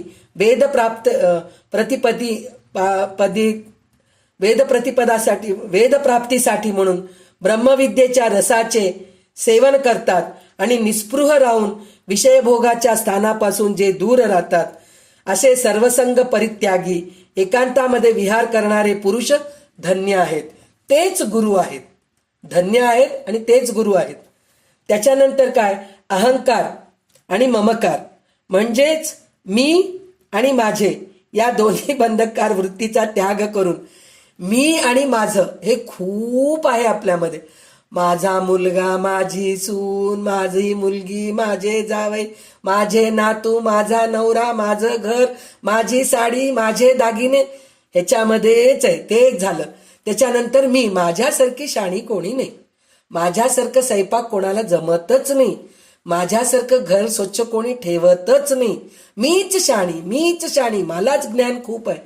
हे जे आहे ना, हे मी आणि माझा या दोन्ही बंधकार वृत्तीचा त्याग करून जे मान आणि अपमान यांना सारखेच, आपण हे गीतेमध्ये ऐकलेलं आहे, मानापमानो म्हणून जे आलेलं आहे, सुख दुःख, जयापराजय, मान अपमान, ह्या सगळ्याला एकसारखं जो मानतो तो माणूस खरा साधू आहे, योगी आहे. असं म्हणून सर्वत्र समभावाने पाहतात. परमेश्वरच करता करविता आहे हे जाणून सर्व कर्मफळे त्यालाच अर्पण. हे सगळं आपण गीतेमध्ये ऐकलेलंच आहे. जे काही आपण कर्म करतो ते भगवंताला अर्पण करा. जो करतो ते खरोखर धन्य आहे असं म्हणून ते म्हणतात. मी म्हणते गुरु आहे, तेच खरे गुरु आहेत आपले. असे लोकांनाच आपण गुरु करायला पाहिजे. जे लोकेच्छा, पुत्रेच्छा आणि वित्तेच्छा. लोकेच्छा म्हणलं तर सतत लोकांच्या मध्ये राहणं, नातेवाईकांमध्ये राहणं आणि त्यांची आपल्याबद्दल तू किती शहाणी आहेस, तू किती छान आहे. आता माझंच उदाहरण आहे. सतत संध्याताई तुम्ही खूप छान सांगतात हो, मला हे आवडायला लागलंय आता. संध्याताई खूप छान सांगते, संध्याताई खूप छान सांगते म्हणून मला अजून नवीन नवीन. पण एक काय वाटतंय मला, ह्याचा अहंकार येऊ नये. फक्त तुम्ही छान सांगतायत म्हणून मला नवीन नवीन अभ्यास करावा म्हणून ही वृत्ती निर्माण होती. पण तुम्ही माझी स्तुती करतायत ह्याच्याने मी झाडावर चढतीये हळूहळू, तर ते नको आहे मला. तर ते लोकेशणा. त्याच्यानंतर पुत्रेच्छा. पुत्रेच्छा म्हणजे पुत्राबद्दलचं जी इच्छा असते, पुत्राचं चांगलं व्हावं हे सगळं असतं. त्याच्यानंतर वित्तेच्छा. वित्तेच्छा म्हणजे पैसा. हे येषणत्रयाची इच्छा न धरता मोक्षमार्गाचाच विचार करीत असतात. जे स्वतःची देहयात्रा भिक्षेने प्राप्त झालेल्या अमृतरूपी अन्नद्वारा चालवितात. तसेच जे आपल्या हृदयामध्ये ज्योती स्वरूप, चैतन्य स्वरूप परब्रह्म परमात्म्याचे अवलोकन करतात, तेच द्विज धन्य आहेत. म्हणजे अन्न आपल्याला शेवटपर्यंत पुरावं म्हणून आपण कमावतो, जमा करतो आणि आपण दररोज जेवतो. पण खरे संत सद्गुरू कसे असतात, भिक्षा मागून त्याच्यावर जगतात. त्याच्यासाठी त्यांनी भांडे जमा करून ठेव, डबे जमा करून ठेव, डब्यामध्ये धान्य जमा करून ठेव, गॅस विकत घे, स्वयंपाकघर तयार कर, मग स्वयंपाकघर तयार केलं की मग डायनिंग हॉल तयार कर, डायनिंग हॉल मग खाल्ल्यानंतर झोपायला बेडरूम तयार कर. या सगळ्या भानगडीत पडत नाहीत ते संत सद्गुरू. याचं उदाहरण इतकं चांगलं आहे.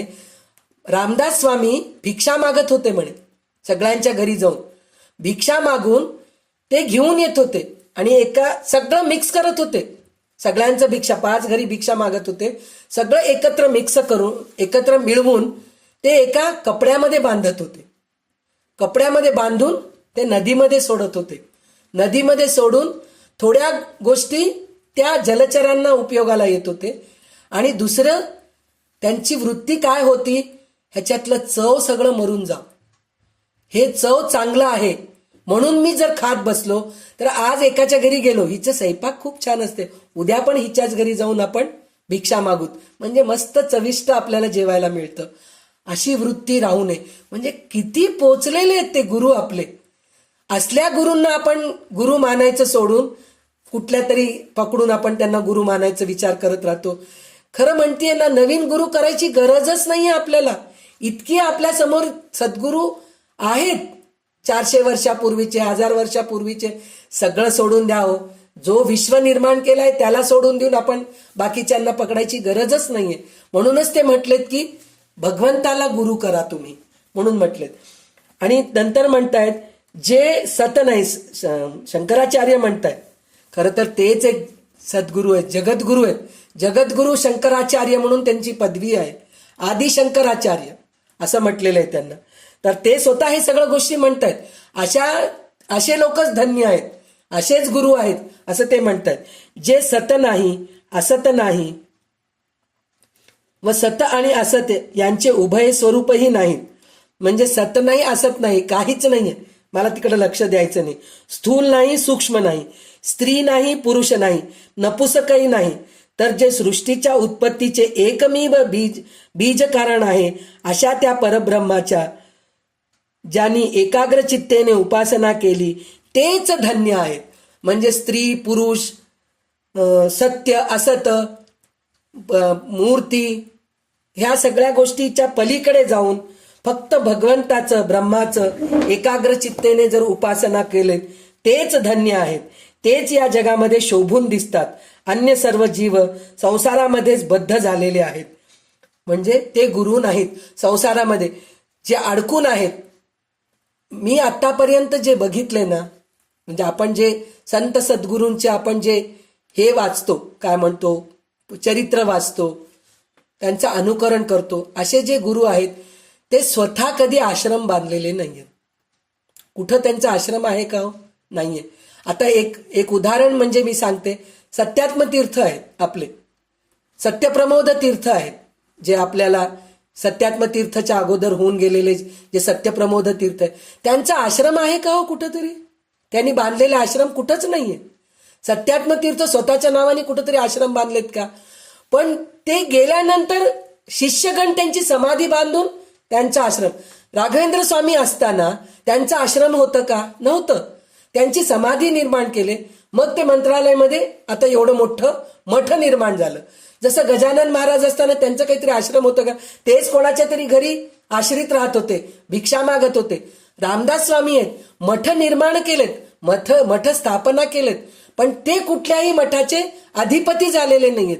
त्यांच्या शिष्यांना ते अधिपती बनवलेले आहेत. शंकराचार्य सुद्धा स्वतः आहे, त्यांनी चारी बाजूला पश्चिम, उत्तर, दक्षिण, पूर्व हे चारही दिशांमध्ये मठस्थापना केलेले आहेत. ते जगभरामध्ये मठस्थापना केलेले आहेत, पण कुठल्याही मठामध्ये ते स्वतः अधिपती झालेले नाहीत. त्यांच्या शिष्यांना तिथं अधिपती म्हणून नेमून तुम्ही इकडलं कार्य तुम्ही सांभाळा. हे खरे सच्चे सद्गुरू आहेत, हे सच्चे गुरु आहेत. त्यांचे पाय धरा तुम्ही, नवीन गुरूंना करायच्या भानगडीत जाऊ नका. नंतर काय, अज्ञानरूपी चिखलाने बरबटलेले असार दुःखाचे आगर, जन्ममृत्यू, वार्धक्य आदी विकाराने ग्रासलेले अनित्य असे या संसाराचे स्वरूप जाणून जे ज्ञानरूपी शस्त्राने संसाराचे बंधन तोडून टाकतात, तेच आत्मतत्वाचा निश्चय करून घेतात, तेच धन्य आहेत. म्हणजे काय, अज्ञानरूपी चिखलात बरबटलेले, ह्याचं एकदा ह्याच्या अगोदर मी तुम्हाला उदाहरण सांगितलेली आहे, परत एकदा सांगते ते उदाहरण. एक गोपाळराव म्हणून होते, तर ते गोपाळराव म्हणे दररोज हे करायचे, दररोज नाही, फक्त चतुर्थीच्या दिवशी, संकट चतुर्थीच्या दिवशी म्हणे गणपतीची पूजा करायचे आणि मोदक नैवेद्य दाखवायचे आणि एक लाल फूल वाहायचे आणि दुर्वाची जोडी वाहायचे, बस चतुर्थीला करायचे. तर गणपती किती उदार आहे. ते म्हणाले, झालं आता तुला वार्धक्य आलंय, चल आता तुला घेऊन जायला मी येतो. मी जर घेऊन गेलो नाही तुला तर यमदूत येतील, तुला घेऊन जातील. त्याच्यापेक्षा तू माझ्याकडे चल, मी तुला घेऊन जातो. पण हा अभागी चिखलामध्ये बरबटलेला आहे ना, संसार रूपी चिखलामध्ये, तो म्हणतो नाही हो, माझा मुलगा थोडं, म्हणजे म्हातारपणी त्याला मुलगा झालेला होता, होऊ द्या हो, थोडं मुलगा मोठा होऊ द्या, मग मी तुमच्या बरोबर येतो. मुलगा मोठा झाला, परत गणपती आले, चल रे बाबा म्हणले, ऐकला नाही. म्हणला मुलाचं लग्न होऊ द्या हो, झालं, मुलाचं लग्नही झालं. मग नंतर म्हटला नाही हो, माझं त्याला काय बिझनेस आहे ते त्याला मी समजून सांगतो, नंतर येतो. तर बरं म्हटलं. मग नंतर परत आलं तर त्यावेळेस तो म्हणला की मी आताही येत नाही, नातवंडाला बघायचंय मला. मग त्यावेळेस गणपती काही ऐकले नाही, चल म्हणे तुला मी घेऊन जातो. तर नाही म्हणले. मग यमदूत आले, घेऊन गेले, त्याचं संपलं, आयुष्य संपलं, त्याला घेऊन गेले. घेऊन गेल्यानंतर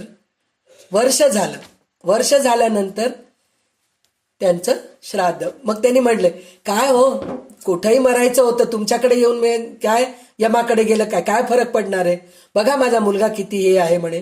वर्ष झालं आणि गणपतीला म्हणतोय हा माणूस की बघा म्हणे माझा मुलगा माझ्यावर किती प्रेम करतो. तुम्ही म्हणतात ना मूल बाळ प्रेम करत नाही, ते सगळं नकली असतं, म्हणून बघा माझा मुलगा माझ्यासाठी श्राद्ध घालतोय, वर्ष श्राद्ध करतोय, किती ब्राह्मणांना बोलावलाय, किती दान धर्म करतोय, बघा भांड भरून खीर केलाय, बघा ते सगळ्यांना खाऊ घालतोय. म्हणत हो का असं म्हणून गणपती हसतात. हसल्यानंतर तिकडं त्यांच्याकडे बिझनेस त्यांचं काय होतं, तांदूळाचं गोदाम होतं त्यांचं. तर त्या तांदूळाच्या गोदामामध्ये उंदीर खूप झालेले होते. तर ते उंदिरांना मारण्यासाठी म्हणून मांजराला त्यांनी पाळले होते. तर ते मांजराला रोज दूध द्यायचे, तो मांजर उंदरांना मारायचा, अशा प्रकारे तो गोदामाचं रक्षण करायचा. तर मांजरच आहे, मांजराची जातच आहे, त्याला दूध प्यायला आवडतं, दुधाच्या सगळ्या गोष्टी आवडतात. तिथं ते भांड भरून खीर करून ठेवलं होतं, मांजरच आहे. तर ते मांजर रूपी तिकडं त्यांनी हे झालेत, जन्मलेत. मुलाच्या गोदामाचं रक्षण करण्यासाठी म्हणून तो मनुष्य मांजर रूपी गणपतीला प्रार्थना केला. तो प्रार्थना करून म्हणला की मला मांजर रूप द्या, मला मनुष्य रूप आता काय मला मिळणार नाही, तुला मनुष्य रूप तर मिळणार नाही, तुला कुठलं तरी दुसरी योनी मिळेल. तर त्यावेळेस ते म्हणले मला मर्जरा योनीमध्ये पाठवा म्हणून म्हटले. तर त्यावेळेस ते मर्जरा योनीमध्ये गेल्यानंतर ते मांजर मुलाच्या गोदामाचं रक्षण करत होतं, उंदरांना मारून खात होतं. शेवटी ते मांजराला काय वाटलं, त्या मनुष्य म्हणजे जो मांजर रूपी जो माणूस आहे, माझं श्राद्ध आहे, माझ्यासाठी म्हणूनच खीर बनवलेलं आहे, मी पिलं तर काय चूक आहे, म्हणून तो मांजर जाऊन त्याच्यामध्ये तोंड घातला. तोंड घातलं की तो मुलगा आला, काठी घेऊन बदी बदी त्याला मारला, मारून हाकलून दिला. काय झालं रे, तुझा मुलगा तुला मारला? नाही हो, त्याला माहित नाही मी त्यांचा बाप आहे म्हणून, मांजर म्हणून मारला. तर हे असंच असतं रे, आपल्यामध्ये शक्ती असेपर्यंत आपल्याला लोक विचारतात, नंतर आपल्याला विचारत नाहीत, तेव्हा आपण हळूच ह्याच्यातून निघून जायला पाहिजे, असं म्हणून ते म्हणणं.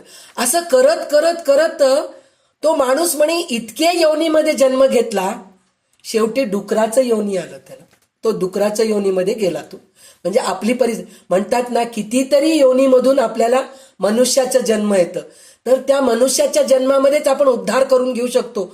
जनावराच्या जन्मामध्ये आपल्याला उद्धार करायचं नाहीये आपल्याला. तर तो डुकराच्या जन्मामध्ये आला म्हणे. डुकराच्या जन्मामध्ये आल्यानंतर सुद्धा गणपती आले म्हणे, चल रे बाबा आता तरी चल ह्या घाणेरड्यात, तर तुमच्याकडे आलं तर काय मिळणार आहे मला, म्हणून विचारला म्हणे तो डुक्कर. विचारलं तर गणपती म्हणाले म्हणे, माझ्याकडे आलास तर चांगल्या अप्सरेबरोबर तू राहू शकतोस, स्वर्गामध्ये राहू शकतोस, चांगल्या चांगल्या खाद्यपदार्थ खायला मिळेल तुला, चांगलं सुखाचं उपभोग मिळेल, ये तू स्वर्गामध्ये ये, मी तुला घेऊन जातो. तर त्यावेळेस तर डुक्कराचं उत्तर काय होतं माहितीये काय? तो म्हणाला, माझं आवडतं खाद्य मला मिळतच आहे, तुम्हीच देऊ लागलात मला, माझं आवडतं खाद्य देऊ लागलात, आता त्याचं नाव मी घेत नाही, घाणेरडं, तर ते मला मिळूच लागले. आणि माझे मुलं बाळ, एका वेळेस मला 20-25 मुलं जन्मतात, त्या मुलांमध्ये मी इतकं छान चिखलामध्ये इतका आनंदी आहे, मी परत कशाला येऊ तुमच्याकडे. म्हणजे आपण ह्या चिखलामध्येच मुलं बाळ खाद्य गोष्टीमध्ये अडकून राहतो. भगवंत आपल्याला बोलावलं तरी आपण जात नाही. जसं तुकाराम महाराजांना घेऊन जायसाठी म्हणून विमान आलं होतं, तुकाराम महाराज बायकोला म्हणाले चल ग माझ्या बरोबर, पण बायको आली नाही. तर आपण तसं ह्या चिखलामध्ये बरबटलेले आहोत. आसार दुःखाचे आगर, जन्ममृत्यूचं वार्धक्य, अशा विकारांनी ग्रासलेले अनित्य असे संसार रूपी चिखलामध्ये आपण राहतो. त्या संसाराचं बंधन तोडत नाहीत. जे ह्या बंधन तोडून भगवंताच्या पायाची जातात, चरणाशी जातात, ते धन्य आहेत, असं शंकराचार्य म्हणतात. असल्या गुरूंना आपण पकडायला पाहिजे. संसाररूपी ह्याच्यामध्ये अडकलेल्या गुरूंना पकडण्यात अर्थ नाहीये, असं सांगितले. जे शांत असून ज्याची बुद्धी ब्रह्मस्वरूपामध्ये अनन्य भावाने तन्मय झाली आहे, शुद्ध अंतःकरणाने ज्याची तत्वाची दृढ निश्चय झालेला आहे, त्यामुळे बुद्धीतील मोह नाहीसा होऊन त्यांनी स्वस्वरूप जाणून घेतले आहे, अशा महात्म्याबरोबर वनामध्ये एकांत बसून जे रात्रंदिवस आत्मचर्चा करतात, ते खरोखर धन्य आहे. म्हणजे आपण वनामध्ये जायची गरज नाहीये. संत सद्गुरूंच्या सहवासात राहून 1-2 तास चांगल्या गोष्टी ऐकतो, चांगल्या गोष्टी चर्चा करतो, अशा लोकांच्या सहवासात राहिलं तरच आपण भगवंतांच्या चरणाशी जाऊ शकतो आणि धन्य होऊ शकतो. असेच जे आहेत तेच गुरु आहेत, असं हे आहे. सर्वदा जनसंपर्कापासून सर्पाप्रमाणे दूर, म्हणजे जनसंपर्क, आपल्याला सतत जनसंपर्कामध्ये राहायला आवडतं, त्यांचं स्तुती ऐकायला आवडतं, त्यांचे गॉसिप ऐकायला आवडतं. ह्या जनसंपर्कामध्ये न राहता सर्प कसं एकट्यामध्ये राहतो, 4 लोकांमध्ये कधी दिसतो का? बिचारा तो दिसला की त्याला मारतातच.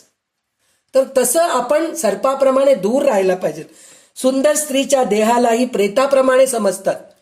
म्हणजे सुंदर स्त्री जरी दिसली तर शेवटी ही मरणारच आहे, हिलाही वार्धक्य येणार आहे. आज सुंदर दिसतीये म्हणून काय झालं, असं म्हणून तिला दूर करणारे जे आहेत, तिचा त्याग करणारा, तीव्र वैराग्याने संपन्न, विषयाप्रमाणे, विषयांना म्हणजे विषय आपले, खाण्याचा विषय, पाहण्याचा विषय, ऐकण्याचा विषय, स्पर्शाचा विषय, याला विषाप्रमाणे समजतो, म्हणजे पॉयझन समजतो मानून त्याचा दूरूनच त्याग करणारा, असा तो परमहंस मुक्तिपदाला प्राप्त होतो. त्याच्यात जय जयकार होतो, तोच गुरु होऊ शकतो. नंतर सगळ्यात शेवटचं जे श्लोक आहे, ज्याला संपूर्ण जग नंदनवनासारखे व सर्व वृक्ष कल्पवृक्षासारखे वाटते. म्हणजे संपूर्ण जगत नंदनवन म्हणजे कृष्णाचं राज्य, नंदनवन म्हणजे कृष्णाचं राज्य वाटते. सगळे वृक्ष कल्पवृक्ष वाटतात. सगळं जलाशय म्हणजे सगळे नद्या गंगेप्रमाणे पवित्र होतात. त्याची सर्व कर्मे ही पुण्यकर्मेच होतात. त्याचे बोलणे संस्कृत असो अथवा प्राकृत असो ते वेदांच्या श्रुतीप्रमाणेच वंदनीय असते. म्हणजे त्याची भाषा कशी का राहू दे. आता भाषा, आता मराठी लोक असतात, मराठी म्हणून नाही, आता आपलीच भाषा आहे. नागपूरची भाषा वेगळी आहे, मुंबईची भाषा वेगळी आहे, हैदराबादची म्हणजे मराठीच. आता आशाताई तुम्ही बिदरमध्ये आहे, तुमची भाषा मराठी वेगळीच आहे. मी हैदराबादमध्ये राहते, माझी भाषा वेगळीच आहे. पण तशी भाषा जरी वेगळी असली, शुद्ध जरी नसलं, पण ते बोलू लागलेले वेद वाटतात म्हणे, ऐकावंसं वाटतं म्हणे. असं जे आहे त्याचे बोलणे संस्कृत असो अथवा प्राकृत असो ते वेदाच्या श्रुतीप्रमाणेच वंदनीय असते.